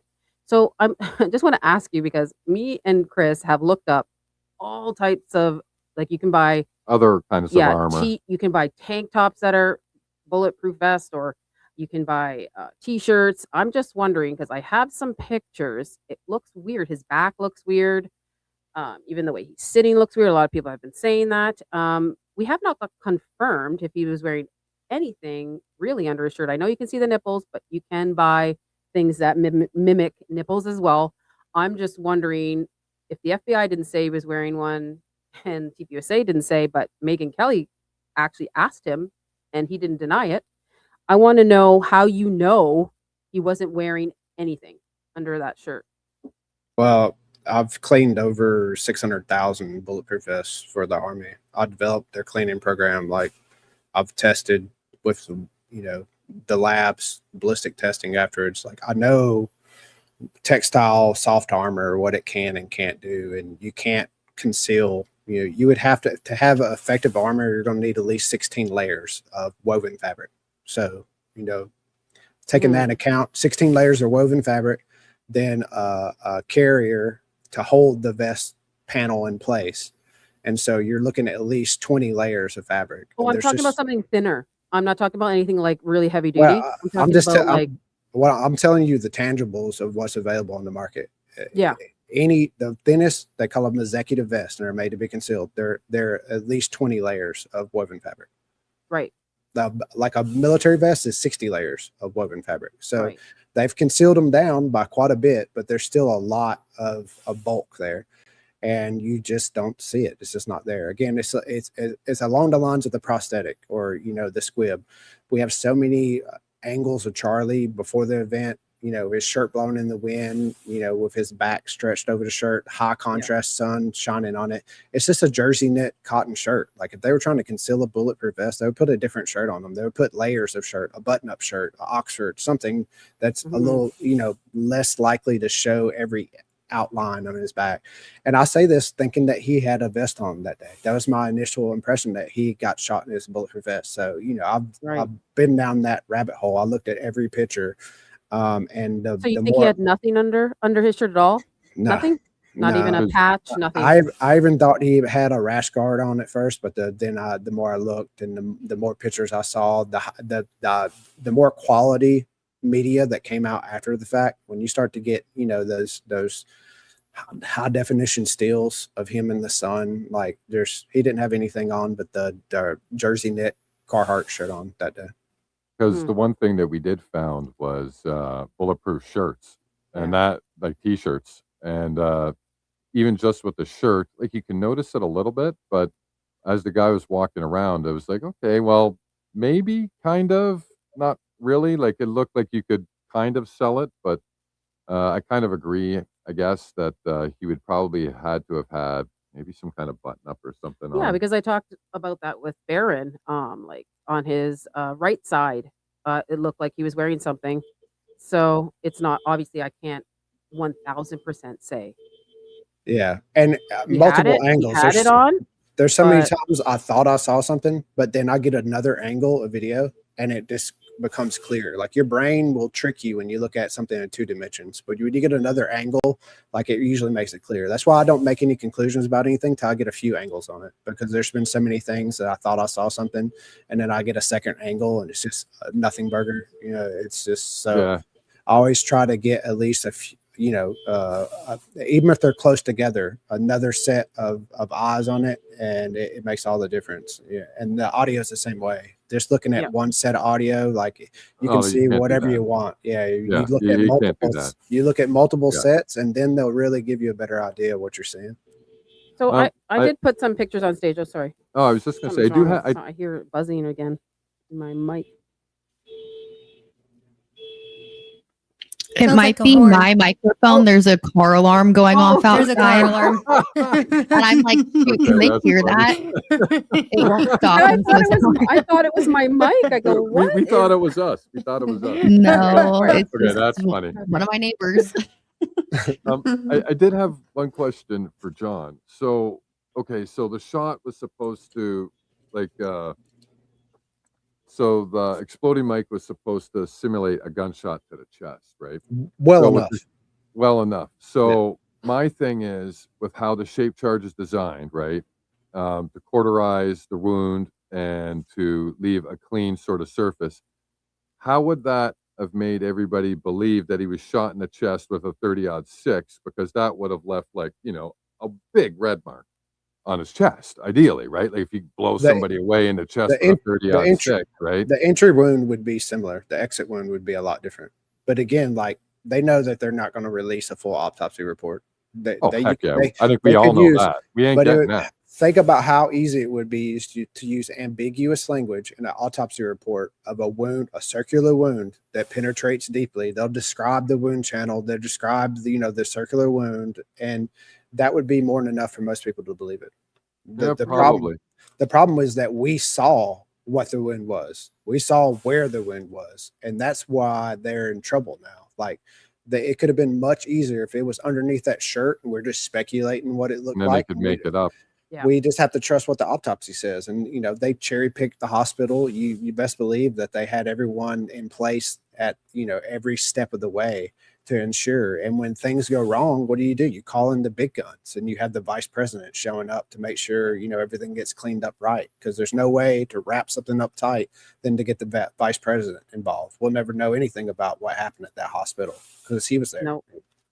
Yep. Yeah, what was interesting, I sent you guys a link in the chat to that video for Trigger Smart. But what was interesting that you had said in that too is it's really easy for the big wigs, for the FBI to come in and say, it looks like this happened, right? Like, how you said that, and like they're saying they're telling you what to say without telling you what to say. They're just saying it and looking you in the eye, and you know what they mean when they're like, and it did this. Yes, you think that? Yeah, it's the pressure of I've worked with I've been in the procurement of these vests. Basically, it was embezzlement that they were caught doing, and they came to us to try to solve it. And they more or less told us in a lot of different ways of what we needed to do and what we needed to say and what we could say about it. And, they told us without telling us that it would be our ruin if we didn't do exactly what they were saying. Like people in power that have influence, they have a way of letting you know that power will crush you if you go against it. And that's just anybody at the hospital would experience that. Like they know they can never talk about this again. It would just be the end of it. They would lose everything. Yeah, worst case, you'll just have child porn on your computer, and they'll come and arrest you and kick in your door. You know what I mean? Like, Don't say that word. the level of destruction that they can enact on you nowadays with all this digital, information, and your computers being connected to the internet all the time. Like, there's nobody's safe from blackmail or extortion anymore. So, everyone's aware of that. Everyone's seen that happen. So when you're put in that situation, you have to yield to the power. There's nothing you can do. If you have something to lose, you have to yield to it. So. Yeah. I got a random question for everybody. I figured it's a kind of a good time to ask, and I just kind of want to know what everybody thinks. So, if you could have one piece of evidence that has been not released to the public, right? What piece of evidence would you want the government to release, and why? And I wouldn't mind knowing what everybody sort of thinks would be a key piece of evidence that would help us right now solve this case, or at least give us a lot more answers. I know what what I would want, but I was curious to what the rest of the panel would think would be important. Like, John, if you could get any piece of evidence given to you, like tomorrow at your house, what piece of evidence would you want from the government? That camera that was in front of Charlie, I guess it was at his 4 o'clock, something like that. Yeah. We were talking that one. about that. Yeah, but we've talked about the one that. that Jordan Wilson was. Yes, the female camera operator, Jordan Wilson's her last name. Yep, Yeah. Jordan Wilson. That's a key piece of evidence. That's the angle that we have angles from all around the event. That's the angle we don't have. And that quality of the video and the quality of that audio would be, it would be really hard to dispute what you found in it. That would be a camera to steal. Yeah, no kidding. Like, really. Brandi, what would be your choice if you had to pick one piece of evidence? Hard one. I think I would want Charlie's cell phone, like nothing deleted, just so I could see all of his text messages that he sent and received to the maybe even like a month leading up to his assassination, because I think that would explain a lot of things. or even especially with Brian Erica, Harple, with, or you know, Agreed. with the security team, with his stance on the country that cannot be named. You know, I think that'd be very, very interesting and helpful to see. I agree. That would be a good piece of evidence. Teresa, what about you? What would be the piece of evidence that you would want to see if you could get anything from the government right now? I mean, his body. Yeah. His That's a good one. body. Yeah. I would, you know, I don't know if they had him cremated. There's not even a death certificate that we know of. And I would like to see his body exhumed. Like, He allegedly had a secret funeral, but yeah. And they didn't say like where he's buried or anything, that if he is even, you know, buried. I would, if this is what we think it is, my guess is they'd have him cremated because they wouldn't want to have to exhume that body. Yeah. They wouldn't good want to have point. to show that. That's a good piece of evidence to want. Yeah. What about you, Oh, Allie? man. What piece of evidence would There's you ask so for? much. Well, you There's got to so- just pick one. So Well, just one piece of evidence that you could get dropped off of your house tomorrow. What would you want it to be? Well, the evidence is already paved over, so Ugh.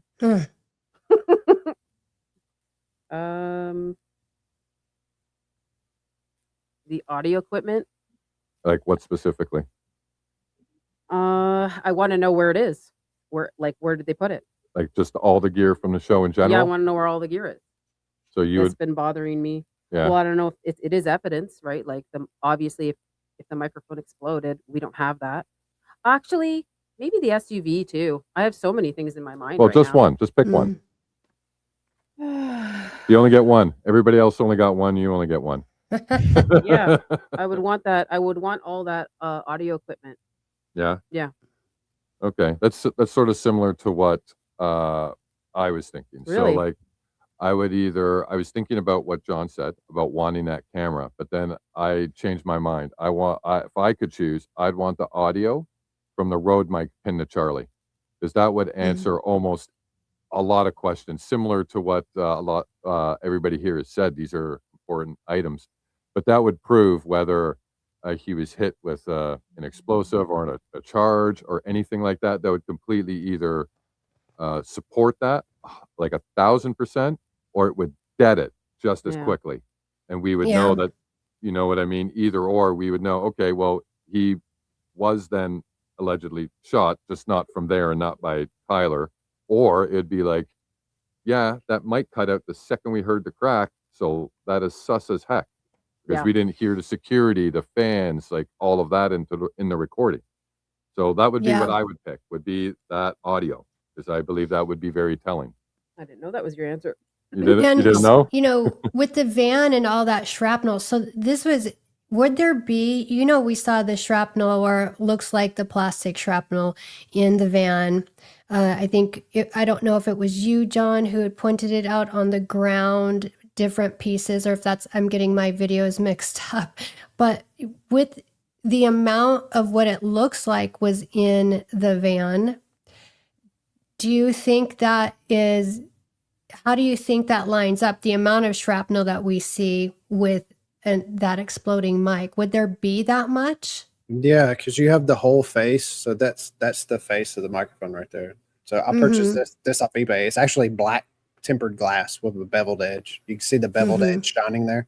And that beveled edge you can see in the pictures also, where there's edge pieces on the ground in the SUV. And you can see that when they use the flash photography, you can see that beveled edge. So that's a really unique glass in that it's solid black. They don't use black glass on cell phones because they sell cell phones in different colors. So when you see a cell phone color, it's a back plate and clear glass over the top of it. And then that beveled edge is a clear giveaway. Like it has a certain dimension to it, and it's the same exact dimension as that. And if you break that whole face, that's a 44 millimeter by 44 millimeter, you shatter that, have it captured in a jersey knit shirt, and spread it around an SUV. That's about how much you would see in the bottom of it. You know, it's not a tremendous amount. It's in the rear though. I only saw the shrapnel in the rear, and then we got the footage from. It's in between the captain. The biggest piece is in between the captain seats, and the captain seats are, if you look the rails of those captain seats are the pictures of where the shrapnel is. And so when you see that picture of what it looks like in the back, it is in front of the back seat, but those rails that you're seeing are literally the captain seats at the middle seat where they had his body stretched across. So the great majority of the fragmentation is in between the two captain seats, which would be where his midsection would be. They pulled him across the two captain sheets, which would be the bottom of his shirt. Off or put it in their pocket or whatnot. You're saying it was still attached to Charlie when they were carrying him? What the remaining Yeah. portion of the clip and the magnet was still attached, but the fragmentation would have been spread out through his shirt. In his shirt? Have you ever been in a car wreck? Like you get the broken glass all over you, that tempered Yeah. glass that has a sharp edges, and especially jersey knit shirts, it catches in it and it holds itself. And the way they had his shirt bunched up when they carried him away, it would have been like a slinky, like holding all that glass in there. And then they get him in the SUV, they stretch him out and they start, supposedly doing CPR or not doing CPR, depending on who you listen to. But, all that agitation is going to break the glass loose from his shirt. Or, they even claim they cut the shirt loose from him at some point. Like all that glass is going to come loose as you agitate the shirt. And the shirt wasn't agitated that much from the point of it detonation and it fragmenting and him falling to the ground. They didn't really do a lot to him on the ground. They just kind of. But we don't have the SUV now, right? I heard it was sold. Yeah, it was supposedly it was cleaned up and sold on auction from the rental place. So it makes sense why they would pave over the crime scene so quickly, because there's probably shrapnel on the ground, and also those explosive devices can leave a residue of cyclonite, I think, which is really harming to like if students were to sit on the ground and get that on their skin. I think it can cause like seizures and even death. So I think that's why they had to pave over the crime scene so quickly. Yeah, and you can't explain it away. It's a really rare chemical. It's not something that's naturally going to come about. Like it has to be made in a lab. And most importantly is that every batch of PNT has a fingerprint. They have impurities in it, and you can track that back to the manufacturer. So the underwear bomber, the shoe bomber, they've been able to trace where these came from and who made them by the impurities in them. So, if you did have a production lot of this explosive and you knew that it was out in the wild and there's possibly some fallback that could come on you, you would need to get rid of all of it because and let's not forget how accurate energetic systems that plant theory on all that. Yeah. I don't the plant at Accurate Energetic Systems exploded exactly like a month later, and 16 people were killed. And so in this theory, which is just a theory, they got rid of the plant and the evidence and the people that maybe allegedly made it. Yeah, you wouldn't have any government contract. You have control lots. So, you have to go and test it before you deliver it. And then you have to hold samples of that test. So if they're having it out in the field and it doesn't perform, they can come and be like, hey, we need to test that lot.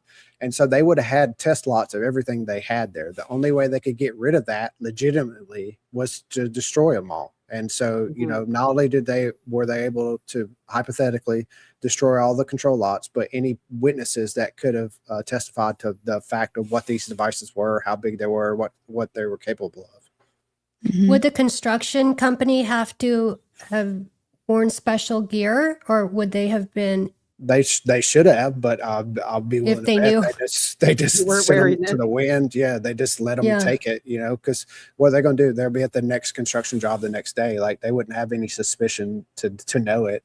Where's the grass go? Like who knows? They're not a forensic investigators. They're there to do a job as fast as possible and get out. And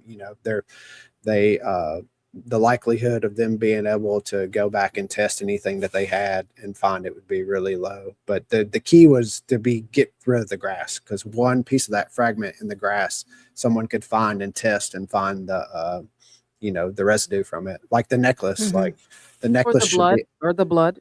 Yeah. Blood. It should be analyzed, right? The necklace was close to the event, regardless of what the narrative you believe, and it should be analyzed. And instead it's turned into a emotional, centerpiece of a grieving widow. And not evidence, which is what it should be. In that necklace, it would be possible. It would be really difficult. The size of the necklace, and the most difficult thing that I have with the idea that the charge is in the necklace is that you have no means to detonate it. It would be a novel thing, right? Something that we've never seen before, something that we don't have any working examples of. So it would be not only difficult in that you have very limited space, but then you have the difficulty of figuring out how to detonate it, period, but then detonate it in perfect sync with the rifle shot. So it's like layers of complexity, layers of difficulty, which are all avoided by using the target opportunity of the microphone, which has a battery, a wireless connection, a microphone, a processor that can do millisecond timing, and enough space in the case to hide the charge that you need. So it would be making your job a lot more difficult than it needed to be. Mm-hmm. See, I Somebody- almost wonder why. Did anybody see any of the dogs go through that area? No. Because I'm just wondering. These bomb dogs have been so great in this investigation. I guess they went through there and missed that too, right? Since they seem to miss everything else, they miss a smoking gun. Why not miss, a Right. detonation too? Yeah, 'cause you can Generally, tell bomb that, dogs have a lot more difficult time finding an explosive after it's detonated because it's dispersed everywhere and all the chemicals are broken down. Generally, they're good and trained at finding concentrated sources of it, where it's going to be a lot more That's potent, true. a lot Yeah. more pure. But so, generally, like the bomb dog is there to capture the bomb before it goes off. When a bomb goes off, you don't really need a dog to tell you that a bomb went off. Like, Yeah, they're going to do chemical analysis at that point to try to, they're going to take it to a mass spec and they're going to see what exactly the chemical compounds were because they don't need to find it hidden. They know it was there, right? Well, You usually that's because bombs are big, right? So if a bomb goes off, like you just said, it's obvious a bomb went off. Yeah. But in this situation, Well, that's even the complete smaller opposite, right? bombs, like if you look at the underwear bomber or anything like that, they don't find the bomb on the underwear bomber and then bring a bomb dog to say it's a bomb. No, they take it to a lab and they test it and they tell you exactly what the compounds are in it. Like at that point, you have the material you want to test. The dog finds the material that's hidden that you don't know is there. So it's like a different purpose. You know what I mean? Okay, that's so true. Terry SP asked, can you ask John if it's possible that Brian Harpole was arming the device with a two-phase action, right pocket turn on a left armpit switch held in to allow it to be triggered by the gunshot from the undisclosed rooftop? Yeah, I mean it's possible. Anything's possible. The arming is it could be a lot more discreet than that. So yeah, he could have, but the timing of a lot of the it's depending on like a single frame of movement. But when you look at the larger picture of like what was going on that day, everyone has movements like that you could say like, hey, look, he's arming something there, or he's tugging his sleeve. He could be doing that. So, you could go down a whole rabbit hole of who's arming what. And in reality, it's not really a key event in it. Well, plus you can't really prove any of that either. Yeah, it's just speculation. So Yeah. There has to be a lot of, I guess, supporting things you can prove the point to in order to be able to speculate that. and you want correlation. You don't want a Yes. single action. You want an Yeah. action and another action somewhere that times perfectly. Yeah. Then you're building something at that point. You have multiple courses of actions and things that you can measure. Now you're getting Yeah. something more tangible than just a single, frame or a few frames of someone twisting something in their pocket. Me personally, I wouldn't depend on Harpole to do anything. And No. Exactly. I think I I wouldn't think we either. already debunked it, but yeah, Like I think Yeah. Harpole personally is a textbook fall guy. Like go look up what a fall guy is in an assassination, and then compare it to everything Harpole's done and said. Just Yeah. do it yourself. Don't take my word for it, but he's a textbook fall guy. yeah. Like you never send a guy out who actually did it to take a public lashing by millions of people publicly, and you just don't do that. You put out somebody, a scapegoat, somebody to take the heat off the people who actually did it. You never send the actual guy out there. What Yeah. if the public shaming breaks him and he confesses to somebody? Like Yeah. you never Right. risk that. You never risk Do you that. think in Rick my opinion. Cutler's a fall guy too? I think he's No. involved in some way. He's not The a fall guy. shoulder guy? but Yeah, the palm guy. He didn't shoot anybody, that's for sure. The timing's off. But he does have something in his hand. He has- two things. he's got a high level experience. He's one of the more experienced people on the team. He did not shoot anybody. But we found a weird video, and you guys may have seen it, of him using some kind of I put it up weird- on stage. weird device. Well, not even that one, the rangefinder device. Like there's one point where he's standing and he turns to his right and he goes like this. And it's like it was the weirdest. That's what he's holding. It's like it's a No, it's two things. It's two different ones? different things. So Okay. everybody's seen the strap that he has on his Yeah. hand, right? And that could be like hand motion, something Yeah. for something that we can't prove at the moment. Yeah. But he does this other thing where he's standing, and it's a shot from behind. I guess it would be behind to his right. And he turns, and he's got something in his hand, and he goes like this Yes. very quickly, almost. It's a Like- new thing, right? Someone just sent us. Somebody did send it to us, but it reminds me if you were trying to take a range on something, like if you're range finding something, right? You hold it Mhm. up, you Yeah, take like a a range, you hunter. put it down. But Mhm. again, that doesn't really make sense. So like if he was doing that, then he would be doing it because I think allegedly he'd be doing that for a shooter, right? Like Yeah. you wouldn't need to be trying to find range of something unless you were Yeah. doing it for a shooter. But we know that nothing came from behind him. We know that Tyler didn't shoot, right? And even so we know that didn't happen. So then what is he trying to look to his right for? Well, Was he the- looking the- at somebody else? The We guy don't with know. the tan hat did come up to him and talk to him at that one point, right? And then he left and he went up that way. And that's when, like a couple seconds later, I have the video of this. He does this and he goes like that. Weird. So is that tan guy with the hat up there, and are they correlating something? I don't know. This is all speculation again, but I do see that thing in his hand. Everybody's trying to figure out what it is. It does look like a some kind of gesture control of some sort, and we're trying to figure out what would he use that for. And Rick Cutler has training in what's a way to put it? Not fake scenarios, but training in realistic environment scenarios that aren't real. So Yeah. he's good at, like, part of his specialty is to organize stuff like that for training. And then I look at, well, what the heck is this that we're in? It's basically a scenario that could, allegedly an orchestrated scenario. Yeah. Yeah. So you would probably, if that's what it was happening, like we got a lot of actors and they wanted to employ misdirection, like make somebody think it's a shot and then they blow them up, or make somebody think it's a shot and then they zap them. Whatever it is, you would probably want somebody with that kind of expertise, dead center, front and center, with the best viewpoint of everything that's going on, Yeah. keep an eye on things. So we definitely don't think he like tapped anybody. That The like timing's off. The I think timing's off. It's off by about a second and a half or 2 seconds. Like John, I'm pretty sure you've watched that 100 times too, and you know Yeah. it's a couple seconds behind, right? Yeah. So He's doing he something. does this, that could be something, but this motion, that's nothing. That's nothing. So like it would have to be just this would have to do something if he was going to be doing something, Yeah. if that makes sense. Mhm. So I've watched you, John, and I've appreciated how you've been able to evolve as you get more information and your theory has evolved. You want to take us through the evolution and the different things that have changed you and where you are? It changed that theory or improved it and made it more precise in where you are with it now. Yeah, absolutely.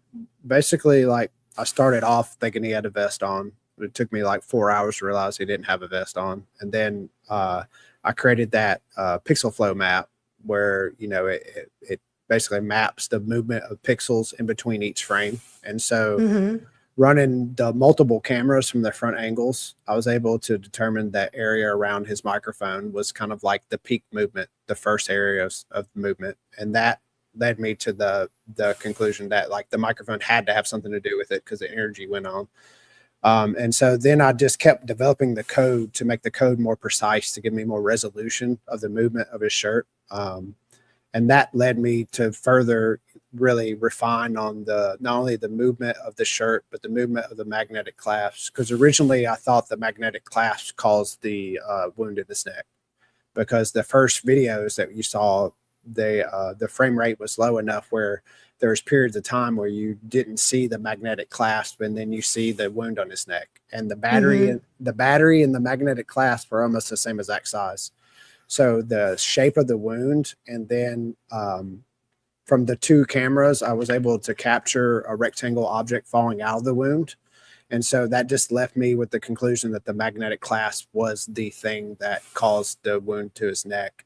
But then as more videos came out that were higher quality, I realized that the magnetic clasp stayed attached to his shirt, but it kind of like folded over on itself and hid itself from view. So that explained why it disappeared and the neck wound appeared. So then I was kind of left with an impasse. Like, all right, so the magnetic clasp wasn't the rectangular object that I saw fall out of his neck. So I had to, kind of reapproach the idea.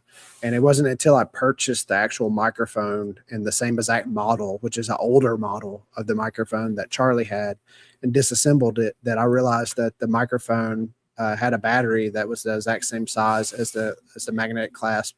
And then it had black kind of foam on one side and then gold foil on the other.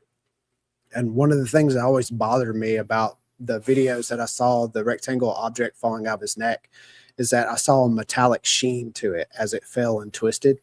And the magnetic clasp is like rubber, right? It's just flat, black. Flat, I couldn't ever explain why there was like a metallic sheen to it. But as soon as I opened that case up and I saw that battery, it all came together for me.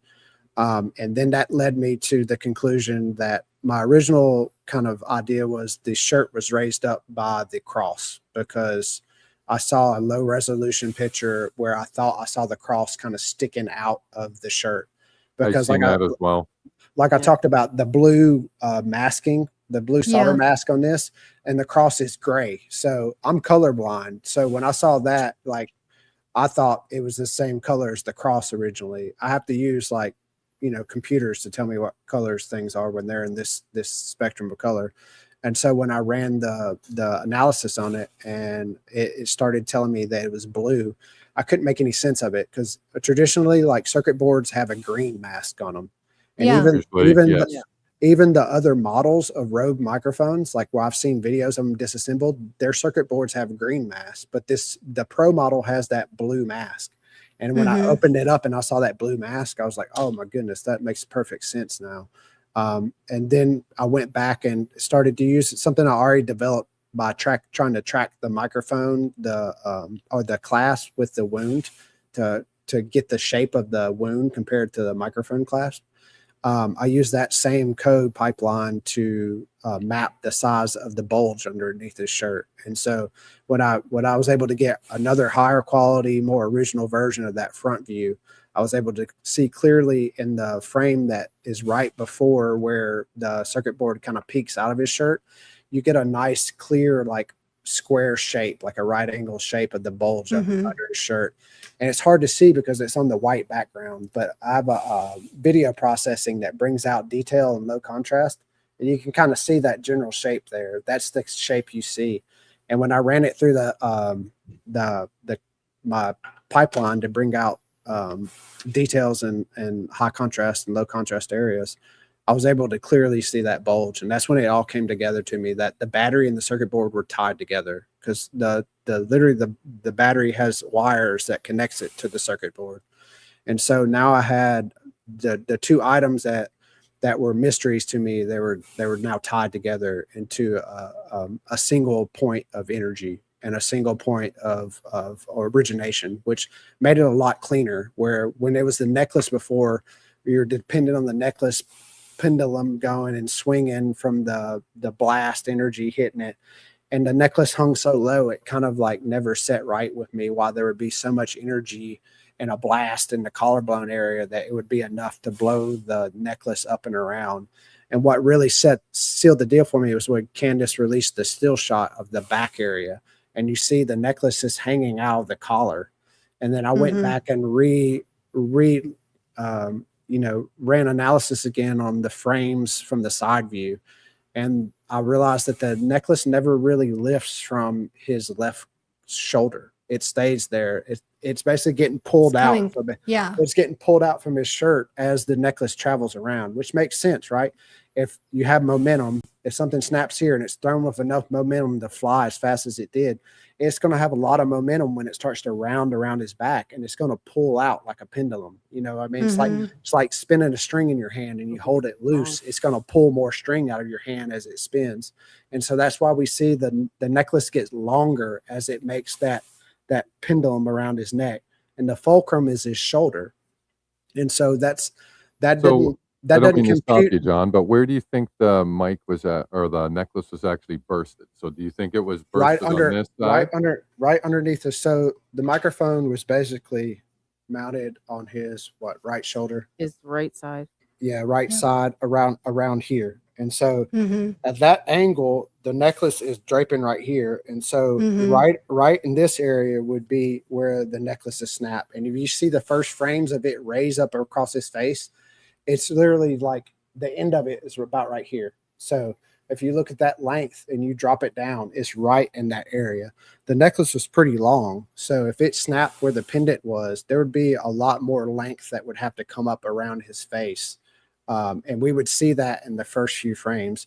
If every frame that you look after after it originally snaps and starts to lift, it gets longer, and that's because it's pulling from the momentum from the other side. And the only thing that could keep the chain from just pulling out of his shirt is that the links where they broke mid length, they had to kind of fray out and make it where it caught in the pendant. And Yeah, that the is necklace runs down right down. We did like a little demonstration because he's Yeah. 6'6", and yeah, he's sitting on a small stool, but he wouldn't reach the frame If here, I was so on the same side chair, it'd be out of he'd be frame. out of frame. So we did kind of a little demonstration. We haven't done another one. We should, but at every point where it would break, and how that necklace went under Charlie's Arm. underpit, Yeah. So right down to his thigh. our opinion is that it had Yeah. to break from a little bit lower, because if it broke from up here and we saw it whip around the neck, by the time it got to the other side, we wouldn't have a very long piece of chain. Like I know Wow. some of it is from shutter, from Yeah. probably the camera, but in our opinion, there's still too much chain there that was shown whipping under his arm for it to have been popped here. I would So suggest you go look at the move files at Cubs file. If you and it's 2 and image 6268.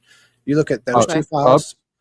Cub is who recorded the video. Yeah, yeah, yeah. we've watched that. Yep. Yeah, if you go and look at them frame by frame, have break it down to the single frames and go and look at every single frame. You can actually measure that necklace. Is that his gets right side longer. or his left side? His right Right, side? his right Yeah, side. there's two Okay. videos from the right side. Cubs is Did you 60 see the frames one short. on his left? The 7, yeah, Did you but see the one on his 7 left? 7 you only see it once it's already halfway around his body. You're missing about 6 frames of boom it from It 7. does swing though. It does swing and then go to like yeah, Right, you've but seen that. that's once it's all the way around his back. You're missing 6 frames from when it comes from a rest to up over his face to up over his head, right? Because Right. 7's on the opposite side. It didn't lift on his Yeah. left side; it lifted on his right And his side. So chain, like his chain reached into the middle of his chest. It didn't go down past his nipples. So it was right in It was the about cross landed here right in the middle of his chest. And that's like a 30-inch chain. 28 to 30 inches. Yeah. I don't know. The chain just doesn't I'm not vibing it. I'm not vibing the length of that chain from the left side. And remember, I think I've commented a couple times. I think you were on my page saying something. And I said the chain just doesn't, something's not sitting right with me on that that whipping of the chain. yeah, Yeah, it's bizarre. We It's- just feel like it didn't get, snapped and then pulled out. Like in our opinion, we feel Yeah. like it was snapped lower. And all And this that- footage of Terrell holding it, how do I know that that's all we have, right? How do I know that's real? Terrell holding it? Terrell. Does he hold it? Well, he gave it to Candace, right? Or Candace held it. Oh, I don't know who yeah, held it. okay. Whoever's holding it. She just showed it now, right? We didn't have that back footage, did we? We didn't see that just until recently. So That's important. So, yeah. So go ahead and continue, John. Uh, The chain. So the chain. Where Yeah. do you think it broke? And it's getting pulled and pulled longer. Yeah. So out. if you look at there's two different move files, a 60 frame per second and a 30 frame per second, and they have slightly different shutter speeds. So if you combine the two of them, you're basically getting the equivalent of a 90 frames per second of movement of that necklace. And in a single frame, it goes from resting on his chest to coming up around his face. And so from that frame from his face to up and over his head is the very next frame. And so within 3 frames, it's already going up and over his head. But at that point, you're still only seeing 8 inches of necklace because it never extends in front of his face. So, if you kind of take that trajectory and that general length, the chain, it would be way more chain length that we see coming up and over his head at that point. If it snapped down in the middle of his chest, it would be a different trajectory. And also the whipping would be equal from both sides. And we don't see any movement on the left shoulder. We see all the movement coming up and over the right shoulder. And if you combine the front view camera, you can see that it actually swings out. It doesn't just swing up. Like from the right view, you only see profile view. So you don't get an idea of like the distance this way. But from that one MP4, you can see it swing out. So Swing straight out. we have a trajectory of this, right? So if it was something that would happen in the center of his chest, we would have an equal trajectory where it would be going both ways. And that's just not what we see. We see it swing one direction and then get longer as it goes around to the point where it's fully extended, where we're seeing the whole length of the necklace, where it had to be the full length with just the snapped link in holding it in place, hanging out of the shirt. And then what I recently found is the very first frame of movement, you can see a link of the chain propelling out from his chest on the right side. So again, that's like tying it to that the energy is somewhere on the right side, and for the link to go out from his chest and the trajectory that it did, it kind of shows you that the energy had to be propelling outward. And you combine that with the deformation of his flesh. I had the video taken down. I have no idea why. It showed nothing at all. Like it just showed his flesh being waved by the shock wave. But you could see like a wave pattern that kind of like propels out like a throwing a rock in a puddle. You can see, you don't need to see where the rock hit. You can see the waves from it and you get an idea. And that his flesh was waving out like an epicenter around that area as that necklace is going up and around. And then we have that link going the opposite direction. So you're kind of getting like the idea of how the energy dispersed quickly within a single frame. And it was obviously like the link would have been caught in his shirt. If that energy centered in his center mass, it wouldn't have been able to escape his shirt, but it was close enough to the edge of his collar that, we see that his collar explode out, that link was able to kind of get out and end up taking its path. You see it for a single frame. So and that's why we think more of the chain came out, just because of how the shirt expanded. And from what you just mentioned, that's why we think more of the chain actually came out. Yeah. And it is possible when you take all the things into account, though, that we see that the microphone case, after the necklace passes by, we no longer see the 44 millimeter microphone case underneath his shirt. We just see the microphone clasp connected to the clip. Like you see it move around and fold in ways that it couldn't do if it was still connected to the bulk of the case. So whatever energy was responsible for sending the necklace up and over his head also is responsible for the catastrophic failure of the case. And so, I can't pinpoint to what that is because it was underneath his shirt, but they're at the exact same frames that happened. And then we have the link of the chain going one direction, the shrapnel from the microphone, the circuit board, and the battery going the other direction. And then we have his flesh creating a wave pattern that's kind of has an epicenter from that area too. So when you add all these things together, you're kind of led with the conclusion that whatever the energy was, it had to originate from that collarbone area, especially when you take the single frame of the bulge of the back of the shirt into account. which can't be explained easily by anything else because it's like 6 inches of fabric that's bulging off the back of his Yeah. shirt. There's no I do flesh have there. a picture of the chain. It doesn't have anything gory, but it does whip out. You can see. Yeah, that's good. Good. Yeah. Yeah, and See that? that's from the His 7 left, has yeah. 7 has a better view. This video has been highly compressed. It's like that's why it Yes. has that blue hue. If you go Yeah. to 7, the original one, it has the same frame, but it's a lot cleaner and it's not as compressed. Doesn't have any artifacts. Oh, I just But- I darkened it so you can see the whip because But you that's can't- like 7 frames after the initial snapping. So, Yeah, yeah. that's a lot of momentum. That's a lot of swinging. That's a lot of time for that necklace to start pulling out of that shirt. Yeah, I'm just showing the length of it, how it whips. Like it's Yeah. right, almost like right to where Dan Yeah. Flood is. It's just like you see how long it is. Wow. And again, that lends you to that whatever severed the chain had to damage the chain also. Otherwise, it would have just slid right out of the pendant, right? Because it not only did it hold there, but it held all the way to the SUV. It's dangling from his body as they're carrying him to the SUV. Yeah. So it had to be something pretty tangible to hold it in place.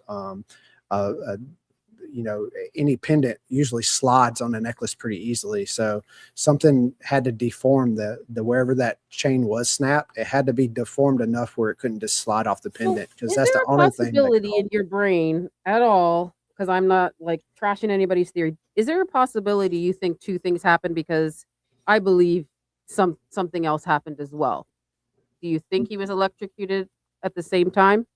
I don't have any evidence of him. No getting evidence. electrocuted yet. So I don't have anything. I brought some pictures I up don't- on the stage. I don't know if you want to see them. Now, I will say this: people have been electrocuted by SM58s. I have an SM58. There's a Mhm. huge grounding plug on it. Like you can find 100 videos of people being electrocuted at SM58s. Happens all the time. yeah. Yeah, because of a damaged ground, most Yeah. likely. Right, or they have a amplifier that's not grounded well. So, and it's hooked to Yes, the microphone. That would do and, it too. and it finds a ground through the person holding the microphone. Yeah, the Um, person completes the circuit. Yeah, I'm just Right. wondering because we think other things are going on as well. There's just too many things. But I would believe it more if Charlie was standing on the grass than him sitting on a plastic seat on a composite table. The It's a composite metal table. It's a it metal has table. it has aluminum legs, but the top of it is not metal. It's composite. You can find that same table on Amazon. It's not Yeah, a his chair is metal. his chair's a plastic seat with metal frame for the Hinges. the seat. Right, but he doesn't have any. any. He doesn't have any. Well, his feet are on top of water bottles, but he doesn't have any. I think you have that picture there. I don't know if you want to bring it up. He doesn't have anything underneath the legs of the table. Nothing like you can see. Dan Flood is securely secured there. I brought this up on Baron's show. You can see all But the the- tent legs are The secured. path to ground would have to go through the chair because like his tennis shoes are rubber soled on a composite table. Like that wouldn't make a good path to ground. It would need to go through the chair. I asked a through couple the table. electricians and they said absolutely not. If there was enough voltage going through that microphone, he had no Yeah, grounding. He had no but grounding. So I but did you have ask a couple electricians. You have to take regarding into this account situation. where the likelihood of it having high voltage connected to it is not. We have the PA system. There's enough speakers there to definitely have enough current to kill him through the SM58. But it's not a clean thing. If he was standing on the grass, like it would be a lot more believable for me. It's just there's a lot of resistance in between Mhm. Charlie and the ground here. Well, our whole thing is that it comes through the mic cable. Yeah. And when he touches the chair, how he's sitting, like that's where his body ends up completing the cycle, right? Because there's plastic parts of the chair, but there's also a steel component Yeah, to the chair. And the table has aluminum legs, which it conducts electricity really well. Yeah. like there is a Why path would there. they do that? Why wouldn't they just put him on like See, like what they our- had before? So our thing is just, it's so weird, right? Like you look at any other setup, he's just on the ground and they actually roll out rubber mats for him and like all that kind of stuff. Now here, he's elevated. And not only did they that's elevate him, strange. they elevated Dan Flood, they elevated the tent. The tent is grounded. Dan Flood is grounded. Charlie's not grounded. Yeah. This is the only time you see it. It's freaking bizarre. Go look at the table legs for the tent. They're all up on these thick plastic boxes, which grounds them. So if something happens, And if you were to because touch the metal, the tent legs are metal. I can bring a picture of that, but I'm pretty sure you guys seen it. Baron's posted about it before. Every leg of the tent is up on a rubber stool. a rubber or plastic stool, I think it might be a step up or a small bench. But we had some people dig into that, and it's a big hunk of plastic. And so the Dan is okay. The table is okay. Yeah. Charlie's the only one not okay. So that's just very off from all their other setups, and it just doesn't make much sense. And to go back to just like voltage, right? To turn that mic into an alleged weapon, all you would have to do is mess with the ground. And John has just said that, like the grounding either on that cable itself or Yeah. to the equipment that you're connected to. If that's not solid, then you've got a problem. And a lot of people think that this can't happen. Well, it actually happened a lot through history, because that's why these safety precautions for audio equipment racks and microphones are in place, because they have accidentally killed people before. Yeah, I mean, like, So- he's surrounded by water. They should have had at least electrician or somebody coming there, or at least ground the plate, put a mat there, or elevate him on the top of a Yeah. something. We don't think a fire marshal went through and checked that out very carefully. Like I said earlier on when we started this, that I had Terrell's job for 25 years on bigger shows, and I did. One thing I would have done was just flip the tech table to the other side. Very simple thing. It might have made a difference. And if they actually did that, it might have slid Charlie's tent over a couple feet to compensate for the table being on that side, to keep the proper distance between the tech table and the crowd. Might have taken away the shot from the roof. I can't say for sure, Yeah. but if you shove that tent over a couple feet, it might have done that. So, and I'll go back to the raising of Charlie in the tent. That actually really makes no sense. So if you wanted the people in the back to see Charlie clearly, you would probably, raise him up. But then you do the same thing with like the tent and everything, and then you actually don't really gain much from that, because it sort of contradicts itself. It's a little weird. Yeah. Oh, we've got a we cat got here a I got to cat take meowing. care The of. tent kind of Sorry. blocks. Sorry about that. So, yeah, that's okay. So we're at the necklace, and then how has it evolved, and where are you at now with So your from analysis and my testing? my first analysis was all on the videos, like mapping the pixels, trying to figure out where exactly the epicenter of the deformation was, and pinpointing the exact frames that it happened. And once I kind of like satisfied my curiosity on that, then I moved to the audio to see if I could identify any frequencies of the things that I thought I was seeing in the video. And using since we had a plurality of cameras recording the event, and they're kind of 180 degrees spread out amongst the crowd, you can basically get a pretty good idea of using this stereo. Every camera has multiple speakers on them. Some are better than others, some are positioned better than others, but they'll give you a general idea of where a sound originates from, whether it's in front of a person, to the left of them, or to the right of them. Especially if the sound's loud enough, because you'll see it peak hard in one channel versus the other channel. Or if it's in front of them, you'll see it peak in both the channels. So using the 180 degree kind of camera spread that we have, I was able to go and kind of analyze the different frequencies, like key frequencies that are odd sounds that you can say for sure just didn't come from normal things, or the PA speakers, or someone talking next to them. Like, they were out of the ordinary frequencies that you wouldn't find in a normal recording at the decimal levels that we saw. And look at each camera and see which channel picked them up on. So it gives you an idea from each camera's independent point of view where that general direction of that sound came from. And then you go each camera around the event, and you kind of like check, each camera's a check for the other camera. So if one camera picks up a really strong frequency in its left channel, and there's a camera that's to the right of it, that camera should also pick it up to the left channel, but it won't be as strong. It'll be slightly left. And as you go around the crowd, the people that are in front of Charlie, they should pick it up in both their channels. And if they're a further distance from it, the decimals should be lower. So you can kind of get an idea whether you're picking up a true frequency from the event, something that is absolutely happened and originated from a general area, or you're just picking up a weird sound or artifact. And going through all those camera sounds, I was able to detect from that Lookout Charlie video, he found this really strange 4940 hertz sound that's kind of like out of the ordinary. It's like a whistle almost, it's kind of like when you let the air out of a balloon and you hold it. It's kind of like that sort of sound. And it had a really from the two move, which is Cubs video, which is that 60 frame per second iPhone 15 Pro. It was almost completely left channel dominant. There was almost none of it caught in the right channel, and it was extremely loud, louder than any of the other videos. So that gave me the idea that whatever that sound was, whatever that frequency was really close to and to his left, because it was only recorded in his left channel, and it was the highest peak was in his left channel. And so I went along the crowd, around the tent to the other side, and see if it switched, to see if they picked it up in their right channel or if they picked it up in both the front channels.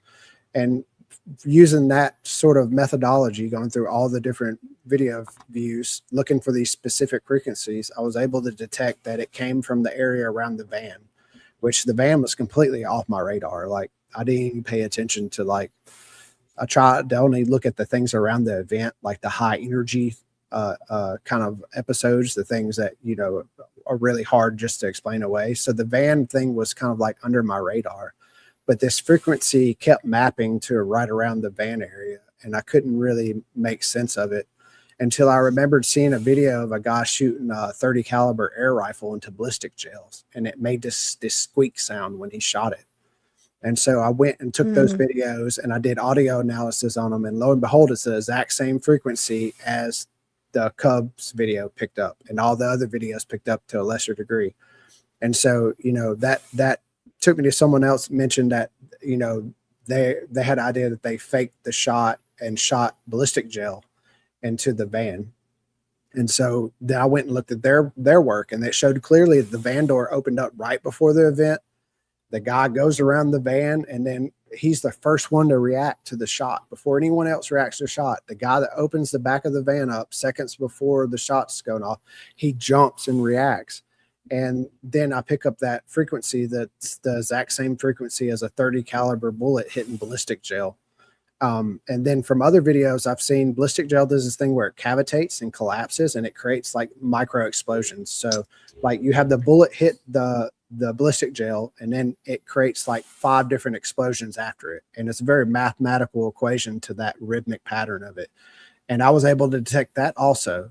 And so now I have 2 frequencies that are tied to a 30 caliber bullet hitting ballistic gel that all map to the area around this van. And we have video of a guy opening the van and, going around the van and closing it right after the event. So, as much as I didn't like the speculative nature of the ballistic gel shot in the back of the van, I couldn't deny it anymore. The only thing I needed was to map the bullet going past the tent, where I could say that not only do we have the frequency of the bullet striking ballistic gel in an area close to the van, but we have the mock cone off the bullet, which tells you the projectile passed the tent, right? It didn't end at the tent, it passed the tent. And that all lines up with the timing of this frequency in the van. And so using the same technique, looking for the frequency of the mock cone, I was able to track it. Those 2 iPhone videos on the right side of Charlie are key, because the bullet basically passes right in front of them because the van's right to their left. And so if the bullet actually struck Charlie, and the videos that are recording Charlie right in front of them should have the highest peaks of the mock cone, because the bullet basically travels right over the top of them. And you should see both of their channels peak, because the bullet is giving this frequency off right as it travels over the top of them and it strikes Charlie. And I wasn't getting that at all. They were getting channels that were to the left side, which tells you the bullet passed to the left of them. And then those 2 cameras on the right of Charlie, they were capturing where the bullet was coming from their right side, and then it switches channels, and then you see it go to the left side. And the only way that happens is if the bullet passes by them. And then the last key to the puzzle was getting the UVU video where they were 80 meters out from the tent and they were closest to the shooter, and they had a shotgun mic pointed at the tent, and they pick up that mock cone passing them, but in the cameras that are on the audio of the actual camera unit itself, but the shotgun mic that's pointed at the tent doesn't pick up the mock cone passing, its directional audio. So it tells you that the bullet passed really close to that camera itself, but that shotgun mic, where it was picking up a very selective area of audio from around the tent, it didn't pick it up that strong. It picked it up, but it picked it up as it passed by it. It didn't pick it up as it, went to the official narrative. Its endpoint is at the tent. So we should see it arrive at the tent at the time that it should, and it doesn't. It passes the camera way Travels. Yeah. And so if you add all those cameras together, they tell you the distance that the shot came from, and they tell you that the shot passed over the crowd and went past Charlie. It didn't end at the tent. But the most important thing is that there's a third frequency that originates from the tent, and all the cameras agree that this frequency originates from the tent. And it's a low frequency, a high rise, which means that it goes from a very low amount of noise to almost immediately high decimal. So it tells you it's a high energy event, and it's a very flat peak. And these map directly with the examples that we have from the pager attacks, from the other YouTube examples of people testing these explosives. See, I think them using something that's already been so well mapped out and marked and identified, just personally to me, doesn't make too much sense. But it's why difficult. use something to? It's difficult to find, though.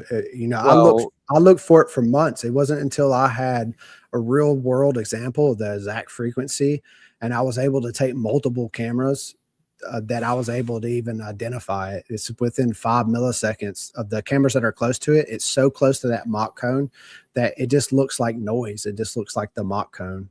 So, I feel like they learned from their past mistakes, and they knew that people were going to be looking at the audio, and they knew they had a window that mock cone was going to cause distortion on most cell phones, and they wouldn't be able to really identify much out of it.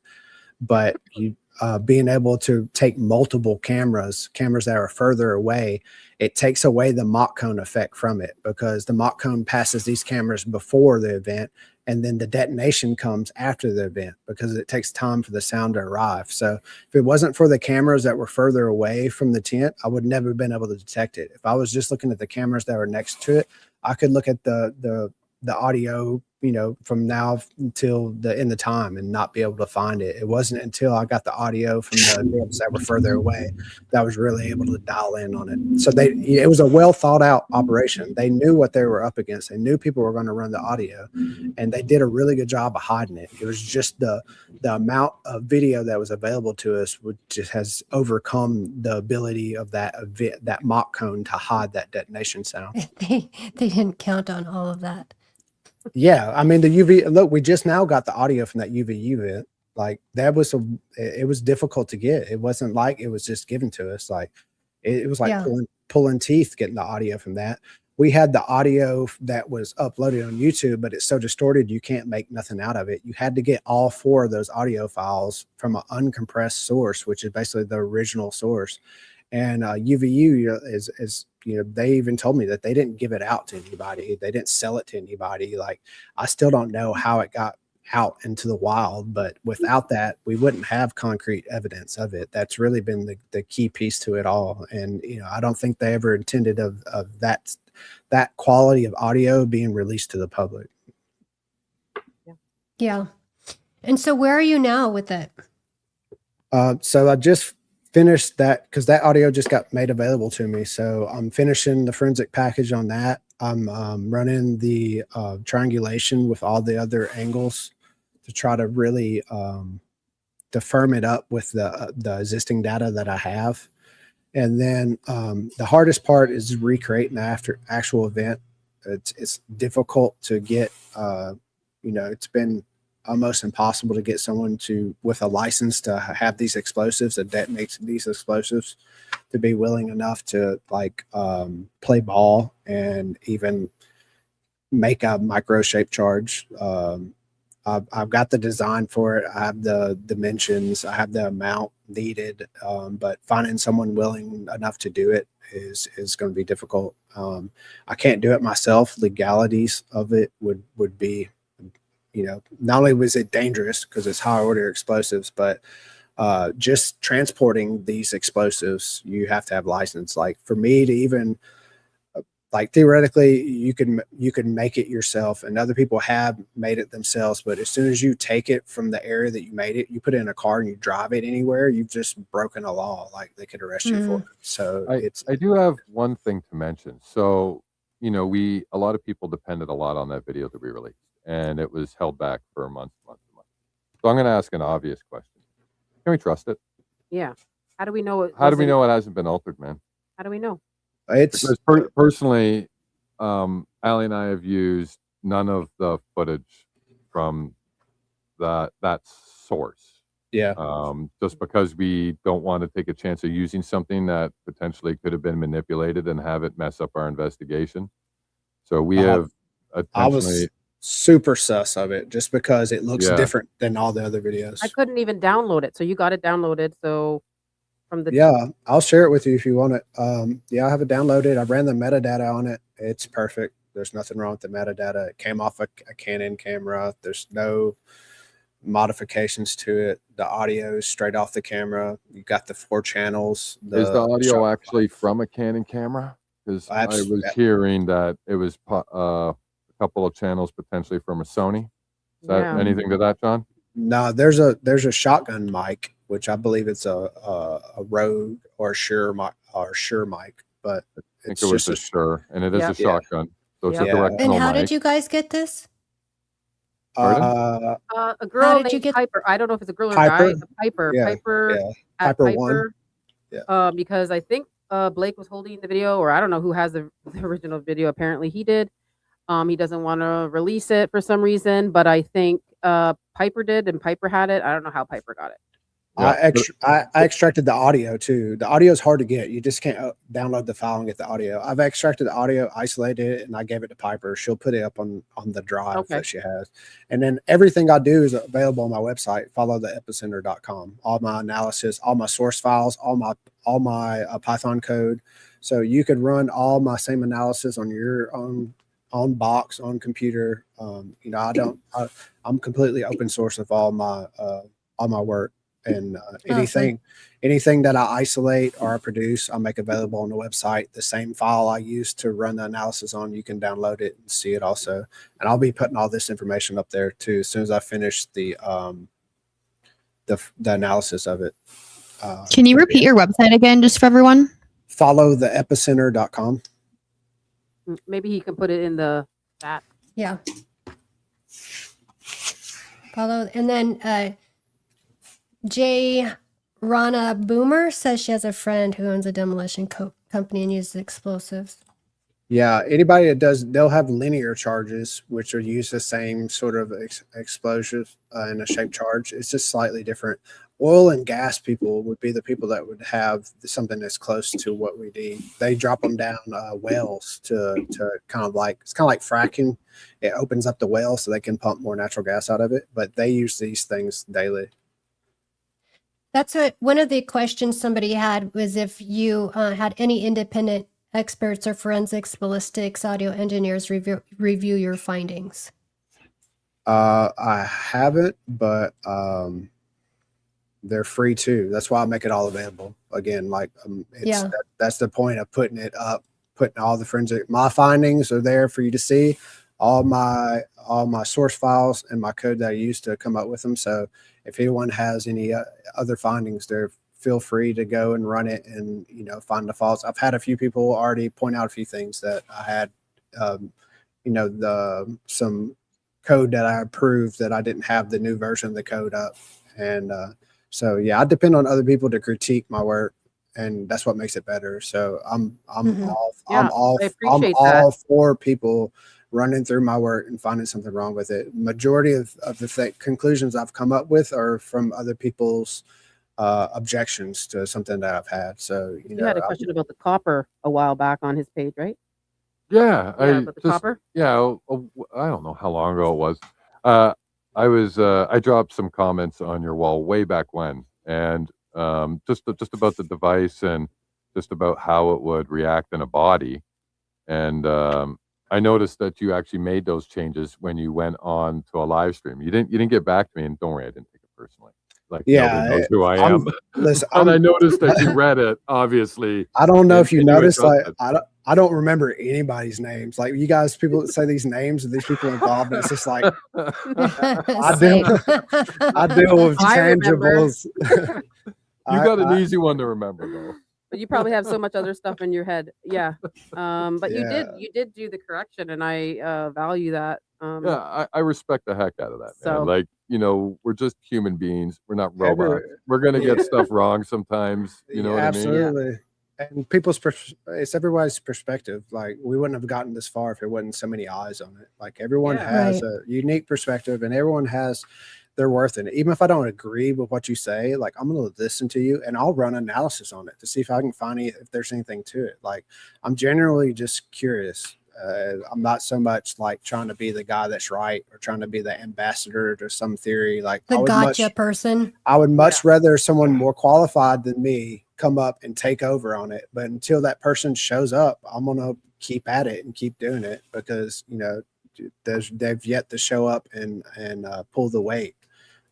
So, I'm just going to keep cracking on and keep running my agents. And as new media comes out and new audio comes out, I do my best to kind of tie it all together. Like tangibles are the most important thing to me. I want it all to make sense. I want all the pieces of the puzzle to go together. Like I don't like stipulations and speculations. I like things to all work cohesively and all make sense when you look at them all together. Like, because that's how life works. Like we don't have when you understand the workings of things, they usually make a lot of sense. And if they don't make sense, it's probably because you don't understand everything about it. And this is going to be no different. And we have or a lot don't of have all the information. Like we don't that's have another all thing. exactly. There's so much obstruction of information that we have to do our best to fill in the blanks, and they use that to their advantage. The amount of noise that can be created through just people speculating on what happened is more advantageous to them than them trying to shut it down. It's better to have people just wildly speculating on what could have happened than to just shut down any conversations about it, because people get fatigued and at some point they're just going to stop wanting to hear it anymore. Like what you're talking about, like the husbands don't want to hear it anymore. They just have fatigue. They've heard enough. They were curious for a while, but they've heard so many different things that have been proven wrong that they're just tired and they're ready to move on. And I feel like that we're at that point where they've lost control of the official narrative. So now they're just letting the wild speculation go on until people just get so fatigued and they feed into it. I mean, how much hearsay have we gotten from the official? Like they show us pictures of a rifle that's not the rifle. They show us texts that are made up texts. Like they fueled the speculation. They have fueled this just runaway effect, because it works for them. At the end of the day, the more people are divided about this event, the easier it is for them to kind of just like shoehorn their narrative in and Banana Republic a court case in. And then once the guilty verdict is done, people are just over it at that point and no one to go back and question it. And that's really what motivates me more than anything is I have empathy for Tyler Robertson. Like it could have been my son. 100%. It could have been someone else's sons. Like it's so easy for people to find an online community and have, someone basically just coach them into doing, things that are way outside of their character. And they think it's innocent enough that they won't get caught. They think there's enough other people involved that it shelters them, but they don't realize that they could be the person being set up as the fall guy. And I feel like that's what happened to Tyler. I don't think he's completely innocent. I think he probably had ill intent, but I don't ever think that he would go up there thinking that he was going to be the lone wolf shooter walking around a campus with cameras everywhere with a rifle down his pants. And he was going to take a shot from a roof and jump off of it and hide the gun and grandpa's gun in the woods and get away with it. Some time to prepare. No one even knew that the event was going to be outside until that day is what I heard. Oh, was it that day it was announced? They or was didn't it know a week it's going to be before? in the courtyard. No. It wasn't announced. Not sure if it was that day, but I know it was very close to the day. Because they announced the place, but then I do remember they held the exact location, the courtyard, until was it the week before or something? There wasn't a lot of time to It might plan. have been a week before. Yeah. Couple days, a week. I don't know if it was a week. Was it? I gotta check that. But regardless, there wasn't a lot of time For for him to- somebody to, put this all together. Like, the fact that we're being expected to believe that he just came up with this idea and slapped this plan together in a week when he find out that he was going to be there, and then somehow, did exactly what John Yeah. just said, like run through there with a peg leg and get up there and jump, take the shot and jump off the roof and dive into a bush and throw the rifle away. Like, that's But highly you got unlikely. to text your lover first. And Yes, of course. Right. All the details. Yeah, don't forget to text your furry first, right? and tell them There's about all the there. breaking news. They found an old man, but it wasn't him because it was really me. Like, how does he even know that? Like, was he sitting there watching the Right. news from the bush? You know what I mean? It's just like the narrative was constructed to alienate Tyler from the general populace. So people could Yeah. just, once they dehumanize someone, it makes it very easy for you just to throw him to the wolves. Like, oh, he's part of the Absolutely. other team. Now it's the Yeah. leftist killers that killed Charlie. That's that other team. Let's kill that kid. Death penalty, firing squad. And you see And it. speaking of George Zinn, why has no one questioned what he said about how he said he was specifically paid to say Yeah. that he did it? Yes. Yeah. What Like, else that's a could whole nother motivate? Paid thing. by who? What and else can why? motivate a person? Like, think about I always think about, I put myself in people's shoes. So like, all right, I'm an old man George there, supposedly with cheap CP on my phone. And I'm at the Charlie event. I hear a rifle shot me. Like, you know what? It's a good time for me to claim that I shot Charlie. Let me pull my pants down and say, wave my hat and say I shot Charlie. That sounds like a With his great pants plan. falling down too. Yeah, it's just like, Yeah. in the age of Bitcoin, that anybody anonymously can contact you and offer you these payments that no one can track. Like, it's just, it's easier than ever just to set up a patsy. It's easier than ever than pull off a conspiracy, because most of the time when we're communicating, we don't have no idea who we're communicating with. You know what I mean? Like, we build such trust up with people that we never see their face. We don't know their names. We don't know anything about them. But, people have just desensitized themselves to opening up their lives and their feelings to people that they've never met, and that builds trust. And you get enough trust, especially with a youth, you can convince them to do all sorts of things. So, I had friends that I hung out with that had me do things I would never normally do. And kids these days, they don't even have to leave the house to get that same level of kind of like corruption of character. It can happen, Yeah. in a kid that spends his day in his room. You think, well, what harm could he do? He's in his room on his computer all day, until he takes a ride to the UVU one day, and you see him in the news later. It's like that's how fast it could happen. And it's unfortunate that people can just separate themselves from the human factor of it. It's the worst thing to be is to be falsely accused and then have the whole world just ready to throw you to the wolves and have the whole weight of the state on you. Like, there's no worse feeling. Like, And the president. and you're right, you have no one there to defend you. Everything that's released to the public is just making people like you less. And, hardly any of it's probably even true. And, it's just like, you have to feel hopeless. And if I can do anything but just be the guy that stands up for him, even though I don't think he's innocent, like, I'll do whatever I can for him. Like, even if he's accomplice to this, like, he doesn't deserve to face the consequences that they're trying to put him under. To And take all the blame and the death penalty. right. Yeah, And exactly. at the end of the day, it erodes our trust in everything, because if we don't have a justice system that we can trust anymore, we don't have anything. Like, Yeah. our whole society falls apart as soon as we lose confidence in our justice system. Like, everything falls apart. And so, at the end of the day, it's critical for us as citizens to ensure that we can hold our court system accountable and not allow these type of, like, just railroads to go on, because it could happen to anybody. Nobody's Yeah. insulated from this. So, whether I you feel agree like with my Tyler or soul's not, cold like, about it's the time martyr. you got to take a stand for it. You can't just let it slide, whether you agree with, whether you like Charlie or didn't like Charlie, or think Tyler's innocent or not, like you have to demand that if there's reasonable doubt, like you can't punish a person to such a degree. And there's obviously enough reasonable doubt to say that, we should be exploring other options to what happened.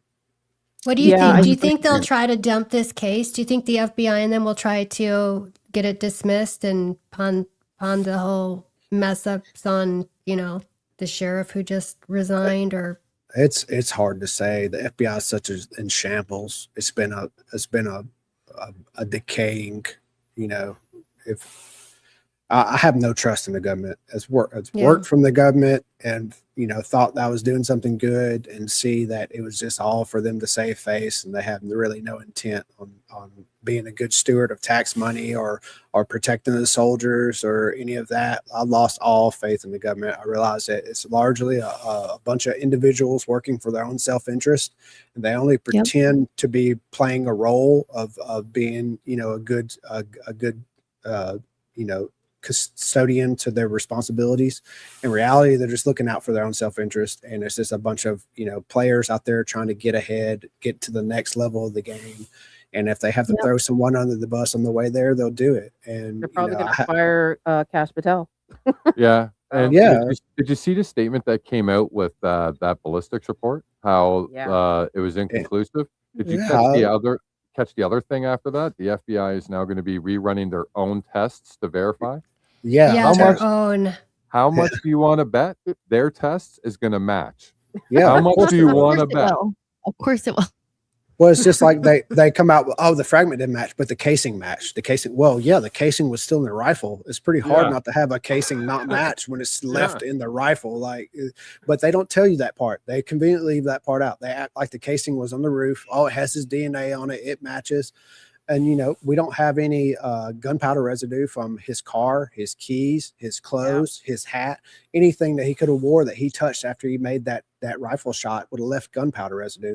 Sure, he could have washed his hands and take a bath, but there's everything he touched up to that point. He didn't detail his car in between the 33 hours of him taking that shot and then bringing him in But what he do as soon as he left, he got in his car and went home. So everything he touched in his car would have gunpowder residue in it. If they could find it, they would find it, and they'd be telling us all about it. Just like hard evidence. What's hard? Speculative evidence is DNA on a rifle, right? Well, sure, it's his rifle. Sure, his DNA is going to be on it. Hard evidence is a video of him taking the shot. Why do we not have a video of him taking the shot? The camera was there. The angle was right. We can see the position on the camera. They show him running away. Why don't they show us the video of him? Withholding that? The only reason you can speculate is that it doesn't show something that they want us to see. That's the I'm only afraid reason they're they going to withhold make it. some AI video or something and use that. Yeah, and that's the other Which is issue. very Like possible. we can't trust anything anymore. No. AI has No. gotten to a level where you can fake anything. So it's like now we not only do we not have trust in our justice system, well we can't trust our own eyes and ears anymore. So it's like And that's it leaves brutal. it leaves you with nothing but questions, and that erodes trust. And our society is built on trust, where you believe it or not, the government doesn't do a whole lot for us. What holds everything together is that you trust your neighbor, or you trust your local merchant, or you trust whoever you're putting trust into to do the right thing. That's what holds everything together. And as soon as that glue starts to come apart, like we don't have nothing left. Everything falls apart. Yeah, we're Yeah. done after that. You got nothing after that, man. I That's mean, what they I wanted tell to make people. they wanted to make him a martyr, and that's what they did. Yeah. Yeah. You can't. And they keep you pushing that can't- narrative all the time now. Like you look at any of the church things that's going on with Rob and Frank, and they're all pushing this martyr thing. They all want them to be glorified, so that they can keep turning them into a cash cow. Like we've already seen that. Like a they made- deity. that's what they're going for. Like they made more money in 6 months than they made in like 5 years. Yeah. So they need to keep pushing that because he's now a cash cow for them. He is monetized, right? Yeah. That's Mhm. brutal. And the way they did it psychologically in the beginning, I don't know about you guys, but I was emotional when I heard that he passed. Right, I was in the garage with my neighbor, and we were crying. Remember? Yeah, we you were. like Both me and you her were ladies crying were. because like he has kids, and we couldn't believe it. And I took out my Bible. And that was part of the alleged Like, psyop, I right? literally took out my Bible because the whole world. You remember how everybody? it was Korea, it was UK, the mounds of people, the vigils. I was so touched, that I took my Bible out. I haven't taken it out in like 5 years. So do you see what Yeah. that did? Yep.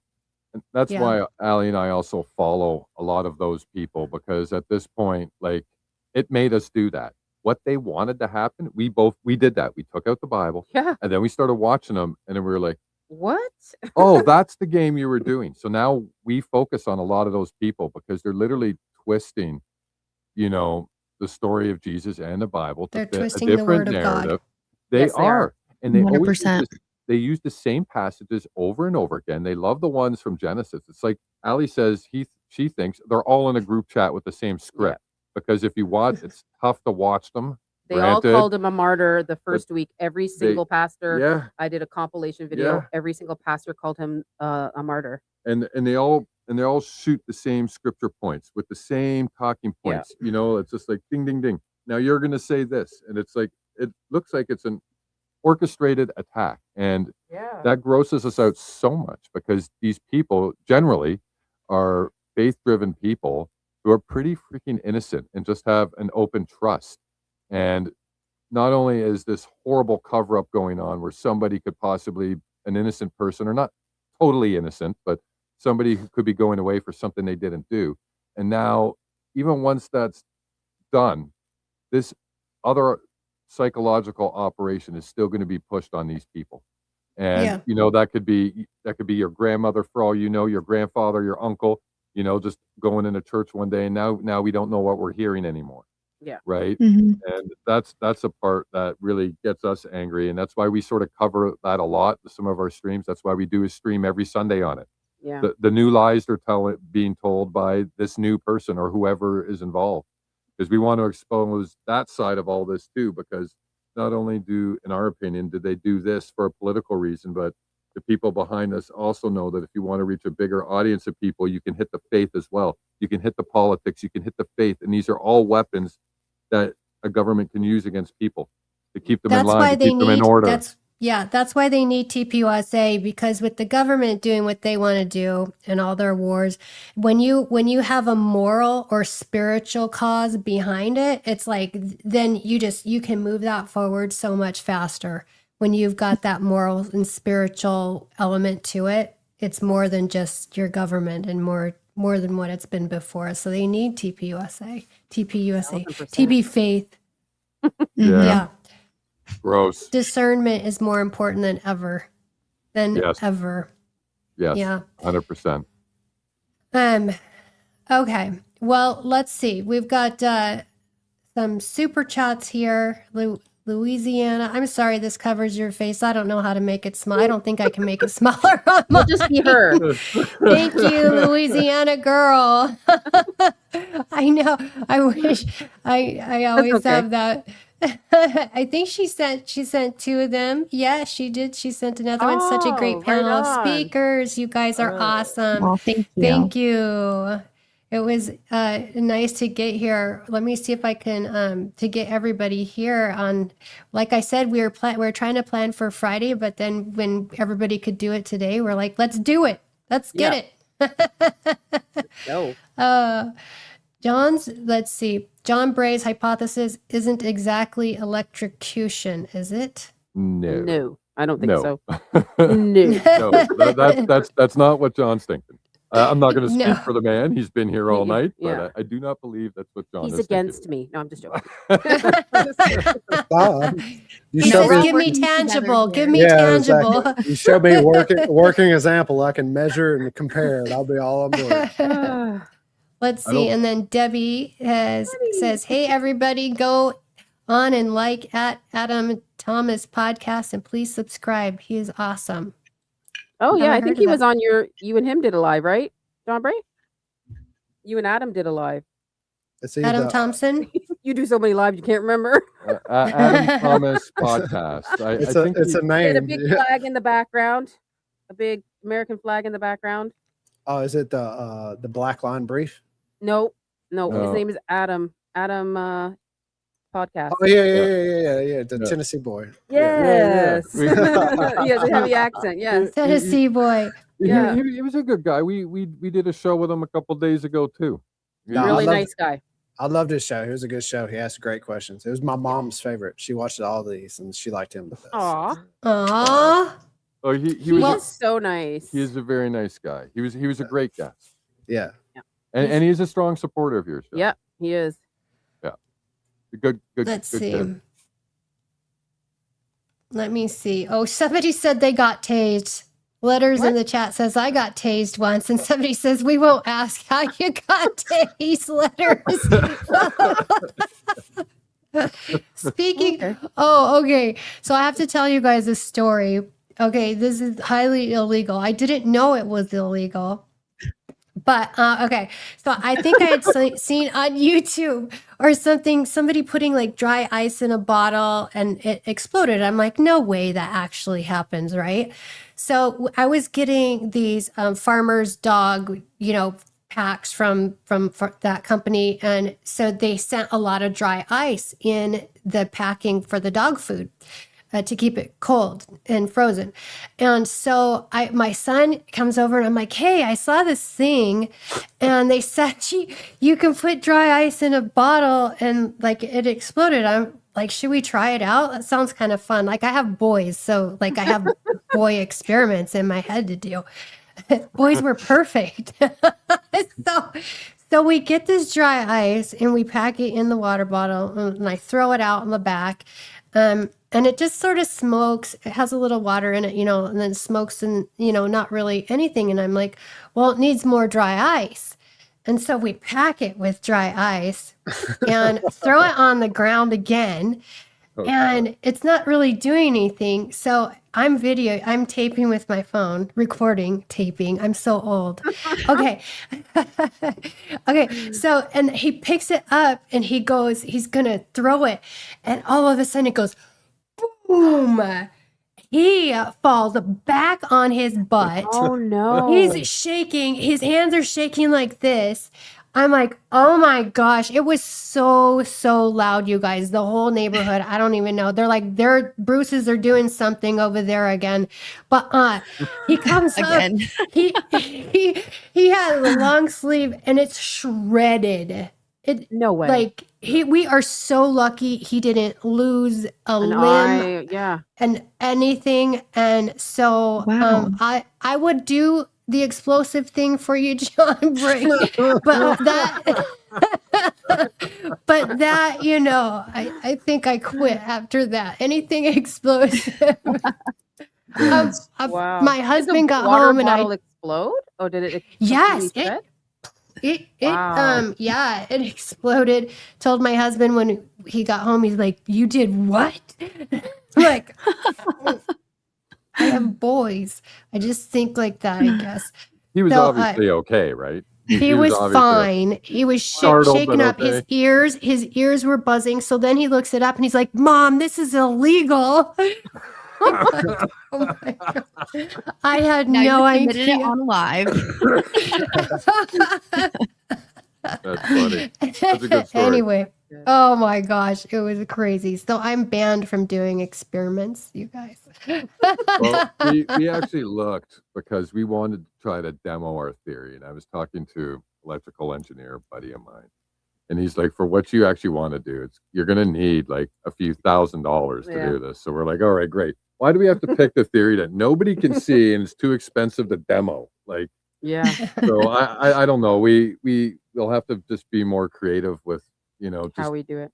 just doing Do a a lot of research. GoFundMe. Yeah, we could.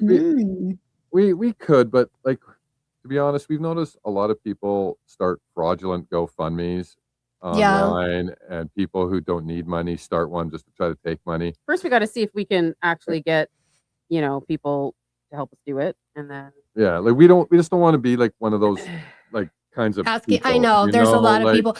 Well, you can set like on your lives, you can set a goal, like a gift goal of like what you're trying to get with each one, and then like on your lives, then just do a collection of that. And I Yeah. don't know how to do it. I'm just finding all this stuff out as I go.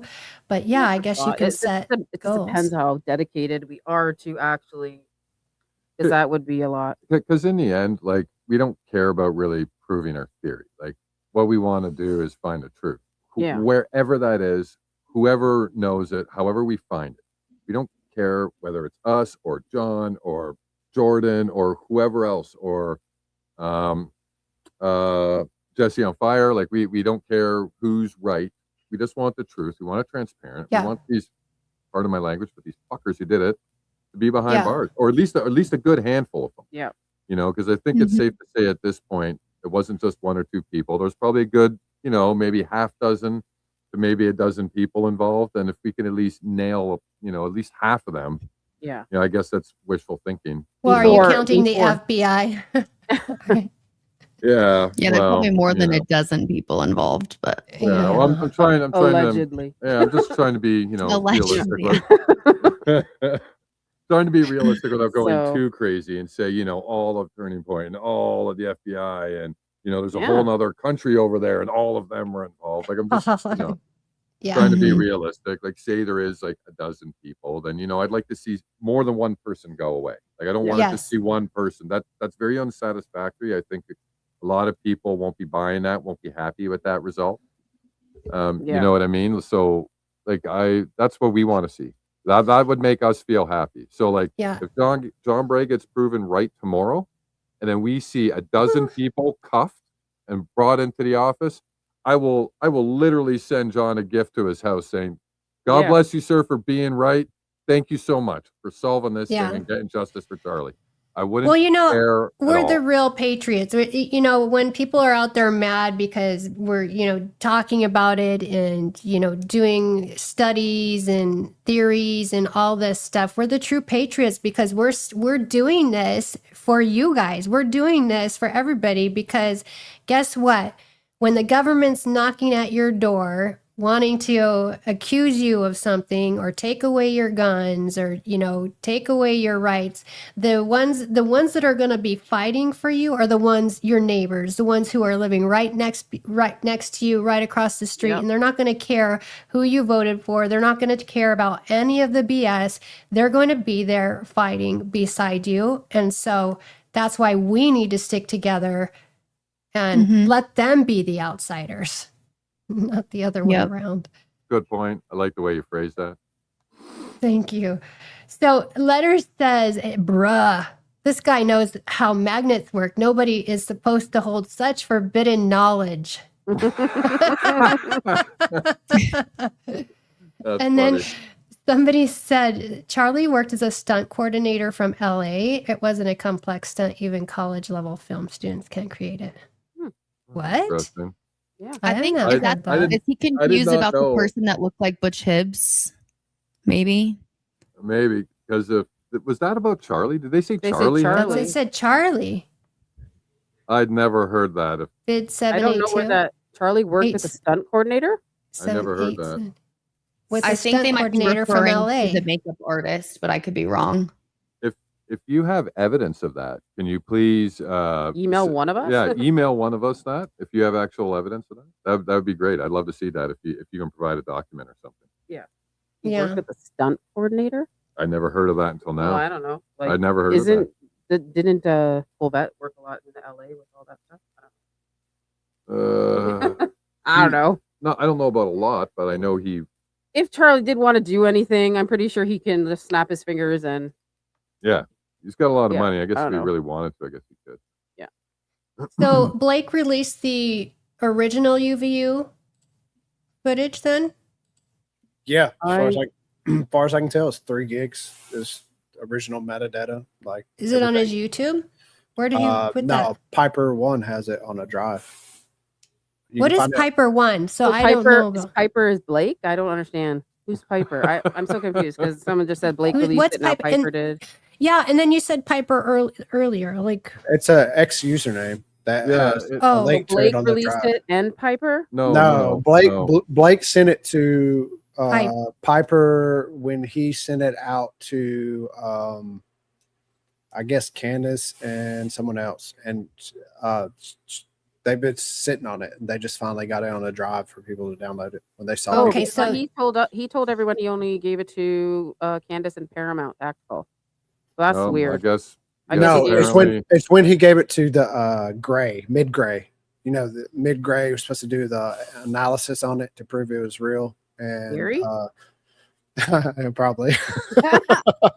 Actually, listen. Whoa! Listen. Sounds like Gary to me. Listen to the video. Listen to that mid-grade video. Yeah. Then listen to Gary. Then listen to mid-grade. Then listen to Gary. Do the audio. I'm not going to say that it's him. I'm just going to say listen to the voices Not and make even your the own voice, judgment. just his voice, the annotations of his voice and what he's It's saying. the words that he used too. Yes. It's like when I read the text, I was like, oh yeah, I didn't have to hear this. I was like, that's scary. It's Okay. weird. Like listen Sounds like to Gary. it. It's just Yeah. bizarre. Mid-grade Yeah. allegedly is Gary. I don't know. Yeah, tangibles. You got tangibles. But yeah, Let's see. mid-grade did the analysis on it. He also sent it to this Piper one. I'm probably butchering that. But yeah, Yeah. they put it on the drive, and then I ripped the audio files and sent them to Piper for her to put, or him, whoever. Sorry, didn't mean to Yeah. gender them. Yeah, The I don't person know who it is. behind the username Piper has my audio files that I ripped from it, and my analysis too. I think I sent them the analysis, so all that should be on their drive. But I'm gonna put it all on my my website. It'll be all on my website. I just have to write the code for Okay. it. Cisco said the blood came out weird. It should pump out, not stream. Yeah, It was- It was the jugular. It was just the jugular is just a few centimeters underneath the skin here, and so Mhm. it was just enough momentum to penetrate and hit the jugular, but not enough to get the arteries behind it. That's why the blood was deoxygenated and it didn't have the pulsation of the heart behind it. He was already in cardiac arrest. He has the posturing of someone with severe brain trauma. And so his heart was already in cardiac arrest before the blood started erupting from his neck. So he had like already a disrupted pulse. And so what we see is blood draining from his brain is why the blood looks so strange and why it doesn't pulse and it doesn't seem to have a lot of pressure behind it. Did you get that from a doctor or? Yeah, several doctors actually. Okay. Let's see. Somebody said, let's see, Debbie, I'm still with why they would show a picture of a rifle, then not only show a picture of a rifle, but not the rifle and those canines. And Ellie why knows tell how us I feel about that. and tell us the rifle's in a towel, but you Yeah. show us a picture of a rifle in a box. In a someone- box. like And a he had a box. gun case. He had a That's like- gun case. Why would he need a towel? Like I'm confused about the towel. It literally Towel or like what? someone bought the gun at a gun show and went outside like, hey, look at my new gun. Click, click. And then that's the picture they show us. And it's not even the same like model. It's a modern rifle. It has a Yes. composite stock. They say it's Yes. his grandpa's rifle. There's like an antique rifle. Like nothing of it made sense. But it's the FBI. So everybody just slops it up. You know what I mean? Yep. It's just like, yep. Mhm. Yeah, that was one of Let's the see. first things that never made sense Yeah. was the picture of the rifle. Like You you would can't just say, drop it off there either. I wouldn't, if I was doing something like that, I wouldn't leave it just right there. I know And- that's another weird thing. Why and why leave not evidence show it? around? You tell us it's in the towel. Take a picture of it in the towel. Like, does Yeah, that not right. help the narrative? You show a Yeah. picture of him jumping off the roof with something in a towel, supposedly. Like, show us the rifle in a towel. Why is it in a cardboard box? Like, where'd this box come from? Like, it's just Yeah. it was a low effort, low IQ on Low Outfit, effort, low outfit, IQ outfit. outfit. Yeah, yeah. And what Barron showed on his stream was pretty wild too. Like the time code of him being arrested at 6:25 p.m. Reading his rights, and then he saw the Discord message at Sorry, bros. I hate, 8:59 to, I p.m. hate to break it to you, bros. I killed Tyler. I'm gonna turn myself in Yeah. a little bit. Like, So it's did he just- text that while in custody? Yeah, Yeah. exactly. just like he texted his lover from the bush while he was sitting there watching the patrol cars go around. Like, Right. Yeah, of again, course. just low effort, low IQ. Whoever was running the FBI op there, they Yeah. should be fired. There's just really slop. Yeah. But if they just hit you with enough of it at once, like it becomes in the chaos of everything, like you kind of buy it. It's not till you go back and like reflect on it. You're like, what, that doesn't make a lot of sense now that I'm thinking about it. Like everything Yeah. they've told me up to this point, that doesn't fit anymore. But at the time, it's like new information. Oh, look, there it is. He did do it. Like Charlie's dead. This kid did it. Like you just want to believe anything when you know nothing. But You as get a soon lot as of you family members that just- like disagree with you. Any of you like Have no, family Tyler members? Yeah, like family members say you're wrong, like Tyler did it. Oh, yeah. So, Yeah. I mean, I love my parents more than anything, and we usually have always agreed on politics. I voted for Donald Trump 3 times in a row. I've always been a conservative Christian Republican. And then after this happened to Charlie, I woke up and I was like, wow, there is no left versus right. I mean, that's the narrative that they want us to participate in, right? They want us to be against each other, but it's really us against the elites. And I've been trying to explain to my family that Tyler Robinson didn't do it and explain all of the things that I've been discovering in my theories. And, you know, granted, they're pretty busy, and, you know, my dad works insane hours and all he really does is listen to Fox News when he can. And so, you know, he believes what Fox News says, and it's okay. We just kind of talk about it, but don't get into like deep talks about it, you know? But it is what it is, you know? But yeah, I definitely disagree with some of the older people in my family, but my sisters kind of agree with me, or they're kind of indifferent about it, you know? Interesting. Yeah. There's a lot of people that disagree with us, right? They think that Tyler did it. Why are you guys even doing this? Yeah. Like Tyler did it. I'm like, wow. Like we're lucky our direct neighbors to that live beside us, we agree on almost everything. And like he's been saying for years that, you know, the world's been run by a, you know, alleged deep state and, you know, blah blah blah. So we got, you know, one set of people we can talk with a lot about, but a lot of people are just walking the official line. So it's just like, okay, I guess there's a certain conversations that we just can't have then. Yeah. Yeah. I don't know, what about you, Teresa? You know, so I post on Facebook a lot. A lot of our family doesn't live here. They don't really comment or anything on, you know, Facebook or anything like that, or on my YouTube. They don't pay attention. We do have a family reunion coming up in July, so I'm wondering if they'll just avoid it or if they'll want to talk about it. You get enough beers in them, they might want to talk about, you know, all kinds of things. But I haven't been to my book club since I've been covering this. Our neighborhood has a book club, and they're probably like, oh, our neighbor's a little crazy or something. They're the ones who had the explosion back last year. Remember that? Don't give that house dry ice. Don't give that house dry ice. I did a video with Skepticism Kirk. I don't know if you've seen her. She's so funny. She impersonates Erica, but we did just on the fly, and she made me die laughing. I was just I said to her, I go, I'm not married to any theory. She goes, I'm not even married. So I'm like, it was just like these spot on things, and she's just super funny. Sharp. She is so sharp. She's from Tennessee. She told me that a lot of people don't agree with her. That's why I want to ask that question. She's just like, everybody's like, why are you doing this? This is like so bad that you're impersonating her. And, you know, she's like, she wanted to make light of the situation because everything's so dark right now. Everything is so my parents can't even fathom that Erica has anything to do with it, or Turning Point, or Donald Trump, or FBI. Like, and then I try to present evidence, and it's like they just don't even want to hear it because they can't fathom it, right? Because it's just so unthinkable. Yeah. Wow. Yeah, So too much to process, so they shut down. Just don't want to look at it. Don't want to hear it. Don't want to look at it. What about you, John? And it's like, I can admit I was wrong. You know, I mean, I would have never voted for Kamala Harris, but I fully believed in Trump, and he was going to drain the swamp. And like you said, it's just, I don't believe in the government at all anymore, unfortunately.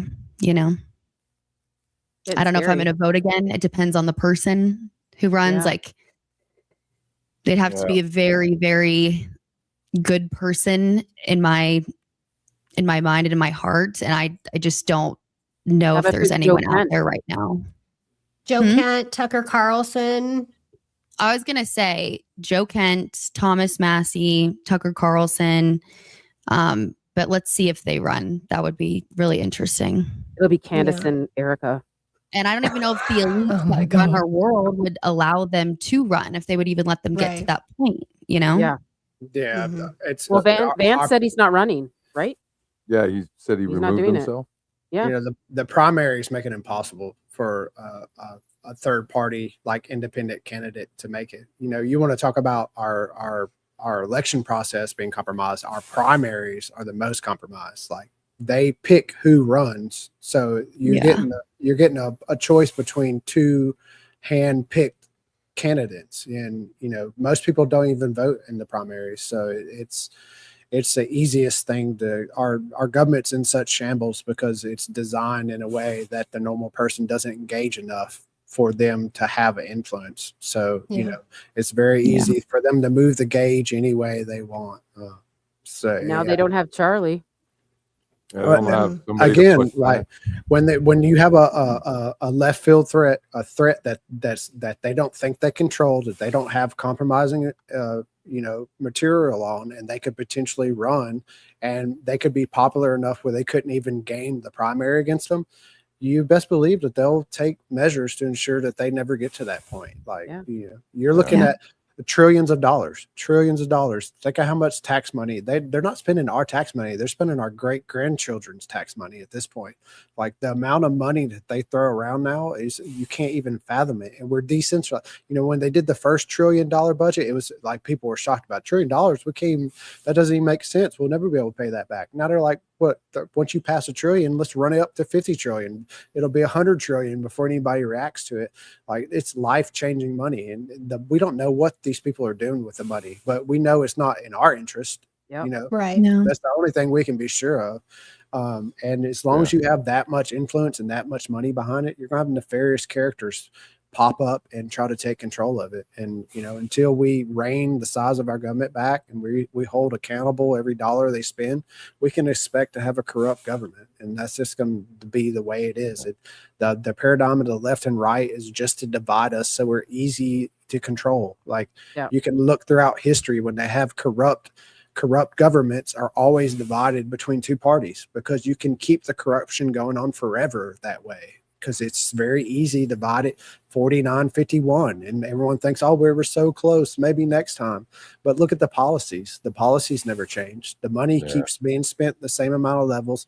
The things they promise don't happen. You know, it's only during those campaign years that they're even a subject. You know, and people think that they're going to get something done about it, but it's like they have amnesia for the last 4 years that nothing got done about it, and that wasn't even brought up. You know, they can't see past every 4 years, and they just get caught in the same trappings of thinking they're going to vote their way to prosperity or some sort of social change, and it never happens. Like I've been through it enough to see. I've been on both sides of the political spectrum, like all three sides, and now I've realized that you know the game's so rigged that the only thing you can do is decentralize, start working for your neighbor, start producing things for yourself, start to reduce your dependency on government. The more we rely on each other, and we know that our goodwill as citizens to take care of each other, the less we think we have to have a government, the more likely we'll be likely to take the actions to remove ourselves from the government that's going to just bleed us to death. You know, they're slaving our kids at this point. Like the amount of debt that's left on their heads is unpayable. So what are we doing? Like it's kind of like a game of Monopoly that's gone far too long, and everybody's bankrupt, but we're still just playing the game for some reason. Well said. That's a good way of putting it, John, because it really is getting brutal like that. And everything you said is right. It's like not only our grandchildren, but our grandchildren's grandchildren are already in debt. And they're not even going to be born for 100 years. And then when we start doing that to ourselves as a civilization, it's freaking brutal, man. Yeah, like it's brutal. Yeah, you know, like it's already hard enough for us here as adults to get by. Like, what's it going to be like for that person who is going to be our great grandson or great granddaughter down the future, like down the road? Like, how are they going to navigate? Like, we're already scraping by. Yeah, it's bleak. Yes, man. Yeah. I have an unpopular belief that the state should secede from the union and become independent again. Absolutely. Get off of the federal tit. you get 50 different examples of how to properly organize liberty in our modern day age. Everything has changed so much. We need a whole new paradigm of how we governance each other and how we go about business and how we go about regulations. And the best way to arrive to a good model is to have lots of models that run concurrently. Look at AI. Imagine what AI would be like if we only had one company that had an AI engine. It would be like Microsoft. You know what I mean? The stuff would be blue screening all the time. You wouldn't be able to get anything done. But because you have so many different people developing different models and they're all learning from each other and they're all trying their best to get the best model, it's advancing rapidly. And They put billions into AI. And no one person Yeah. has control of it, though. You know, every time you think one person has a head, someone else comes with a new innovation and completely changes it. Yeah. And that's the beauty of free markets. The free markets can fail a lot of different ways, but at least you get the freedom of choice. And in the freedom of choice, you can choose your way out of dependency. Where when you just have one choice, you're just stuck with it. You know what I mean? Like, that's why I dislike when the state provides solutions, because the state doesn't allow anyone else to do it. When the state starts doing something, they'll make it illegal for anyone else to do it. And so you get one provider, one solution. It doesn't matter if it works or not. You're going to take it and like it, and you're going to pay for it, and you're not going to say anything about it. And you get no choice, and no one can come up with an alternative because it's illegal to do so. And, you know, the more we're faced with these type of scenarios, whatever market that may be, where it's energy or healthcare or whatever it is, you know, these corporate lobbying, they're basically working hand in hand with the government. And so you get a few providers of all the things we need every day in life. And we wonder why everything we buy is shrinking in size, but stays the same price. And it's poisonous to us. And, you know, they tell us they're going to get rid of food dyes, but they just change the definitions of food dyes. You know, they say they're going to get rid of Roundup, and then they say, oh, no, we looked into it. Roundup's okay. You know, it's just like, it's constantly hem-hawing and just, you know, I think it's a proper term, honey dicking, where they promise something that tastes sweet, but at the end of the day, they give you something that's not sweet at all. And you're like, this is not what you told me I was getting. Like, this is not what I wanted to taste. This isn't it. And that's what we get constantly. Just eat natural. Just eat everything natural. Don't buy any preservatives. Or it's easy. Most of the people around you are producing most of the food you need. You just need to get to know them. You know what I mean? It's just like, so easy to go to the big retailers and buy their stuff that they're importing from all over the world, when you're passing literally people that are making that, are producing or growing that same stuff. All you have to do is just reach out for them. Like, go to your farmer's market. Like, you don't have to go there every weekend.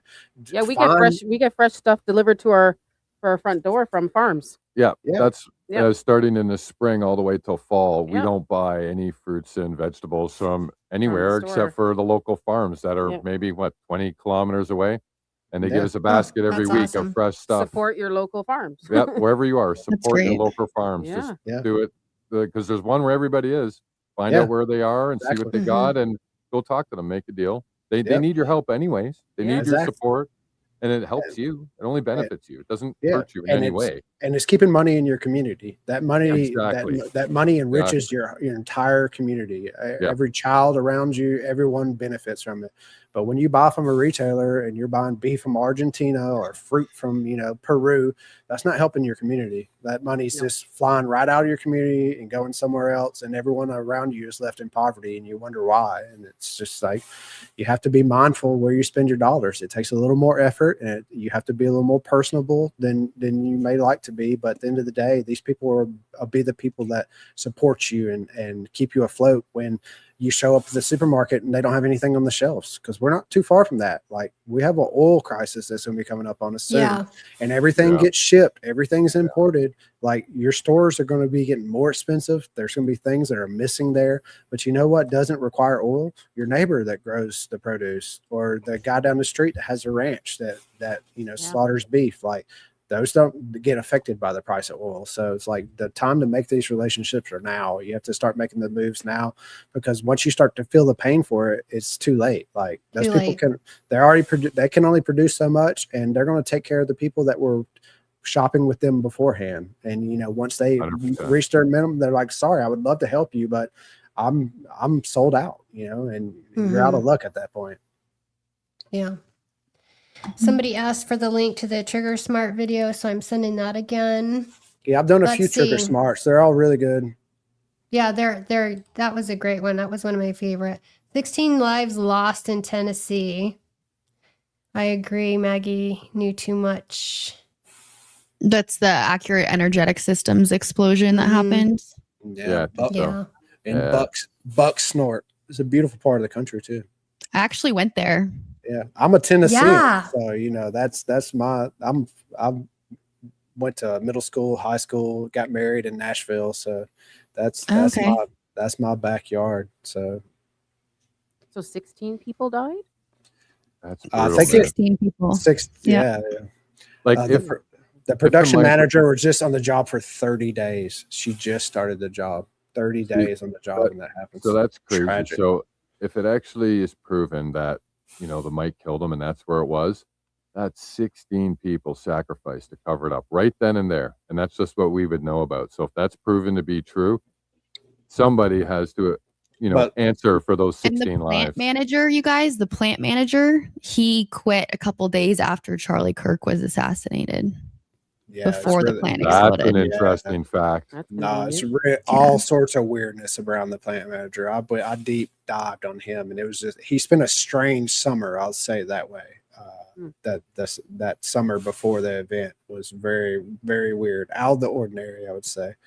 But you look at what was at stake, the whole Iran war. Like we're past. We have a hindsight now. How much money, Guys, I'll be right back. Hold on. how much money's been made off this Iran war? Like and Charlie was in the way of that. So Oh, a lot.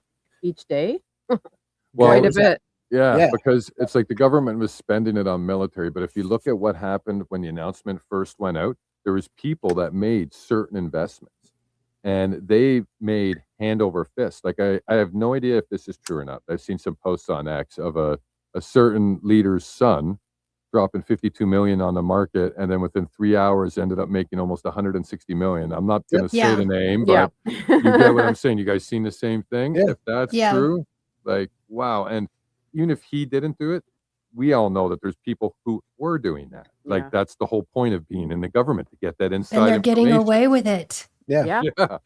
And That guess was what? like- We're not talking about We are it anymore. slaves. The old Ease Island is just disappeared from the Done. Yeah. Yeah, nobody Yeah. even talks about it. Not even Yeah. concerned about it. So much more going on in the world that's more important. We're not even, Isn't that bizarre, eh? Well, I think Mhm. it's almost like they used one thing to cover up another thing to cover up another thing. They used what we call on our channel Gilligan's Island to Yeah. cover up for Charlie. Now they're using Iran to cover up for that. But it's just like, Yeah. okay, now we've got three things to stare at. So, if it ever quiets down, say over in the Middle East, people are going to start looking back into stuff again, Yeah. and then there's people like us who never stop looking. Yep. We've been Right. looking at all of this stuff nonstop for months now. And I posted about Epstein today, and actually, on the 24th, I think it is, I'm interviewing Michael DeSabo. He did a documentary on HBO, Surviving Ohio State, which has to do with DuPont and who's the Ohio guy? Who's the Victoria's Secret guy? His name's Nygaard? escaping me. No, not Nygaard. Not Les Nygaard. Lex Wexner. Les Les Wexner, Wexner. yeah. Yeah. And he's tied to Epstein. And Wow. so anyways, I'm interviewing him on the 24th because, it's important. It's still, we want to keep this Epstein thing going You're and interviewing not Lex let it be Wexner? forgotten. No, Mike DeSabo, he was in the HBO documentary Surviving Ohio State. Which Lex Wexner is a huge part of the cover up and all of that shadiness with Ohio State and the doctor that had molested and harassed thousands of men, boys in Ohio State. Dr. Strauss. Anyway, he committed suicide. But anyway, so that they have this whole lawsuit going against Ohio State. So I'm hoping to keep that at the forefront of people's minds too, along with everything else. Unfortunately, there's so much. And we have to be able to make room for all of it because none of it, we can't let any of it slide. Yeah. But it is so hard. I know. I always I got to take a break for a little bit and unplug, but I always have to. I always just keep coming back to all of these things because we just can't rest right now because the enemy's not resting. No. In fact, they're doubling down. Yeah. Yeah, throwing more out there. So let's see. Terry said, "What's the chance that the autopsy photo supplied to the defense shows the chest wound? If not, that means it's a fraud." Yeah, for sure. I think very low chances. I don't think we're going to get anything that's going to be remotely believable. Do you guys have faith in the defense? No. Mm. Their actions. Why do you say? Their actions seem more concerned with like public's knowledge of their workings than the actual defense of Tyler. Yeah, the main issues they've brought up, I kind of agree with you, John. Like the things that they're talking about is really, really freaking weird. And it's not like they're pushing for the defense of Tyler. They're talking about stuff which is just petty, in my opinion. It's just like, what, you want to care what you look like? Shouldn't you care about doing the job? You know? Yeah. Do you think cameras, you agree with the cameras, even though it could hurt Tyler? Do you agree with the cameras and media being involved in the hearings and in the trial? I think it should be there. Yeah, I think so too. Yeah. I absolutely think that there should be cameras allowed in media for sure. It's the only way to keep it things was such a public event. We all deserve to see it, you know? And if we don't, then we're never going to know what really was said. We've already saw the worst of it anyway. What are we going to see? Yeah. Yeah, exactly. Yeah. You know, we already, millions of people around the world already got traumatized by that video. So it's like, you don't have anything to hide now except for the truth. So, spit it out. Yeah. Spit it out. Yeah. Let's see. John has explained everything, especially in Black Line Brief video, very clearly. I don't see a reason why people wouldn't be able to understand. So Black Line Brief video, is that another podcast you were on? Yeah, that's the last podcast I did. I show more multimedia on there than anywhere else. I mean, I thought it was very clear to understand. I did an entire episode on the Brandi and Billy show podcast about your specific theory. I think that's what I personally believe happens right now. Yeah. Somebody in the comments was saying, I don't understand. What? Sorry? Sorry. I was saying somebody was in the comments was saying earlier, like they didn't understand or something. Oh. Yeah. Let's see. I think that got brought up and got but if you addressed. could find some videos that explain it. Yeah. I mean, I think you explained it pretty well, John. Yeah. Well, thank you. Jed says, we never saw the whole SUV afterwards. Could it be part of a window with the reported guy hanging out of the door going down the interstate struggle? I don't know. I think that's possible. That's possible. Because we never did see the right side of that SUV as it pulled away. So anything's possible now that's because everything keeps possible. changing every day, right? Yeah. Yeah. Well, we only saw the SUV from the left side when it pulled away. We never saw anything from the right side. Well, we don't even have any footage of it being on the highway. Well, anything like yeah, that. We don't have nothing. No, we wouldn't have any of that. You figure like maybe some kind of traffic camera, something would have got something, right? It's not like they're rolling video on themselves. We don't rolling have a down the street. picture of the whole vehicle, the whole entire vehicle. Yeah. So makes it hard when, I guess Candace just drops that. Well, yeah, you think there'd be like street camera videos of them speeding down the street. Apparently they were like hanging out of the car. Why haven't we seen any of that? That's a good point. That's a very good question. Like I agree. Like, if that's the story that's being given, well then how do you know that? Did they tell you that, or did you see evidence of that? Did you see footage? Like, did you talk to a little lady walking her dog and she said, yeah, I seen a van with Harpole hanging out going down the street. Like, how do they know that, right? Somebody apparently called it in and said, called 911. A couple different calls. Yeah. I couldn't get my hands. I had called and asked for that and submitted, but they won't give any of the audio.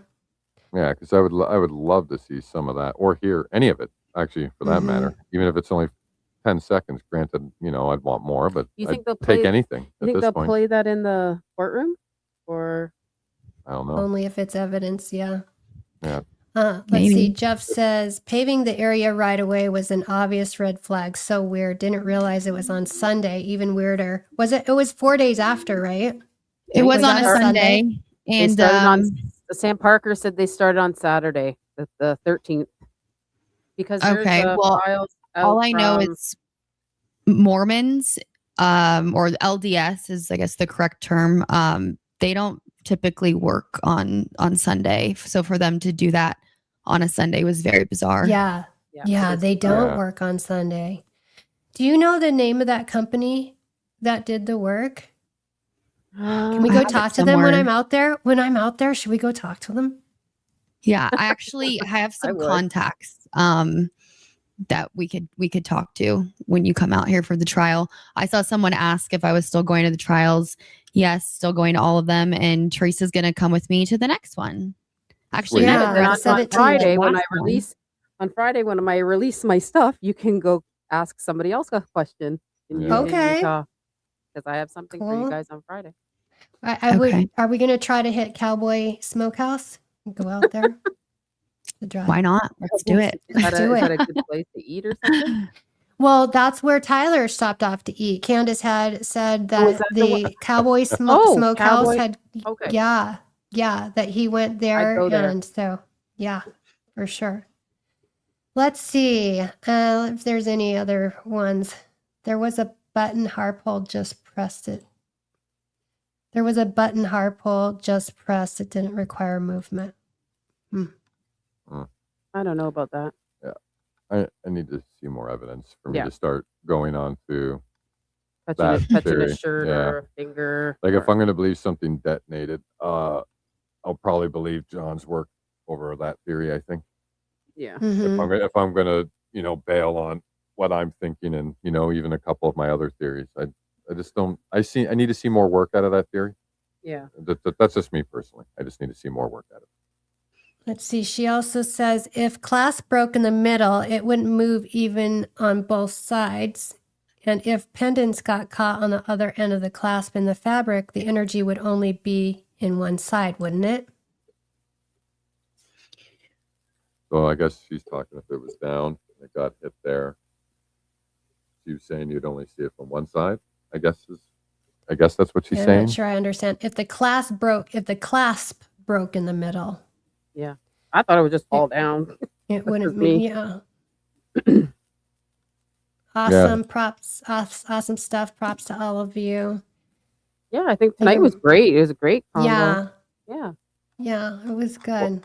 Well, we just want That's a good conversation and just bring information on where both the sort of theories are. And it was weird for us because we're debating a theory that's actually old because we've made a modification. Yeah. So it was funny doing that because I kept stopping myself from trying to go forward on stuff we haven't presented yet, and I'm like, I can't do Yeah. that yet. I can't talk about that. Well, yeah. So it was weird, but I was glad to get some more insight from John and just to have a good conversation. Yeah. So I thought it was great, and I just want to say thanks for having us on, Teresa. And it was great to have conversations with John and Brandi. And just Yeah, thanks for thank you having guys us for on. being here. And Yeah, this hit was the awesome. thumbs up if you haven't, please. Hit all notifications bell. And then you guys have on Friday, you have your new information coming out. Are you Yes. going to do that on X, on YouTube, live stream? What are you doing? Live stream on YouTube. It'll probably go on my X, but Yeah, yeah. we'll throw a post there. Yeah. We What usually time? It's gonna be later because I'm having another girl come on with me, so it's probably gonna be 9 p.m. Eastern. Can you give us a Okay. hint? Just a little hint. Just a nugget. Just a little Okay. tiny nugget. It might have something to do with the SUV and something that you guys can like go and probably investigate that when you're down there. Cool. Well, one thing when you were talking about the crew that paved over the area, we were in a space where Phil Lyman was in there, and Ali actually asked him a direct question about the paving over of the scene, and he said he's asked and he can't find out who gave the instruction or who hired the company to do it. He says he has no idea, and he's tried and he can't find out.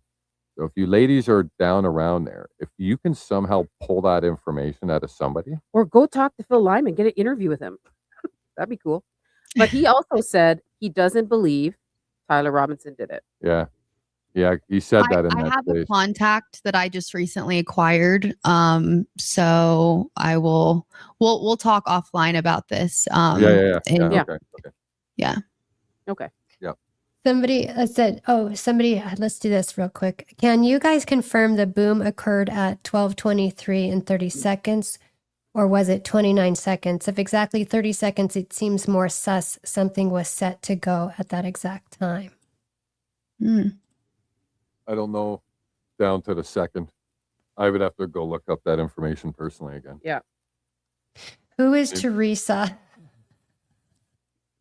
Me. It's her. She's our What do you next- mean? Our home cook night. She's That the would be gracious me. host. She brought us together. She's bringing us I'm the just better somebody- life, baby.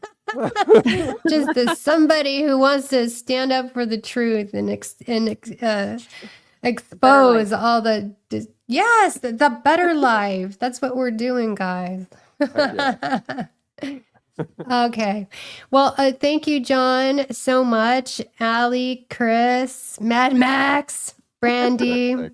Thank you. Teresa for makes having bombs. Okay. Thank you guys. Thanks for being here, everyone. I appreciate you all, and we'll see you later, and we'll see you soon. Bye-bye. Thanks, Thanks, guys. everything. Bye. Have a good night. Thanks. You too. Bye. This is a better life. From scars to stars, from pain to bulletproof. Teresa, better life. A better life with you. Talking news, pop culture life, love and scandal, heart to heart. Teresa, better life. Real is where the reset starts. No playing small. We rise, we fall. We laugh, we do it all. A better life is one brave call. Teresa, better life. Let's build a better life. Let's build a better life. A better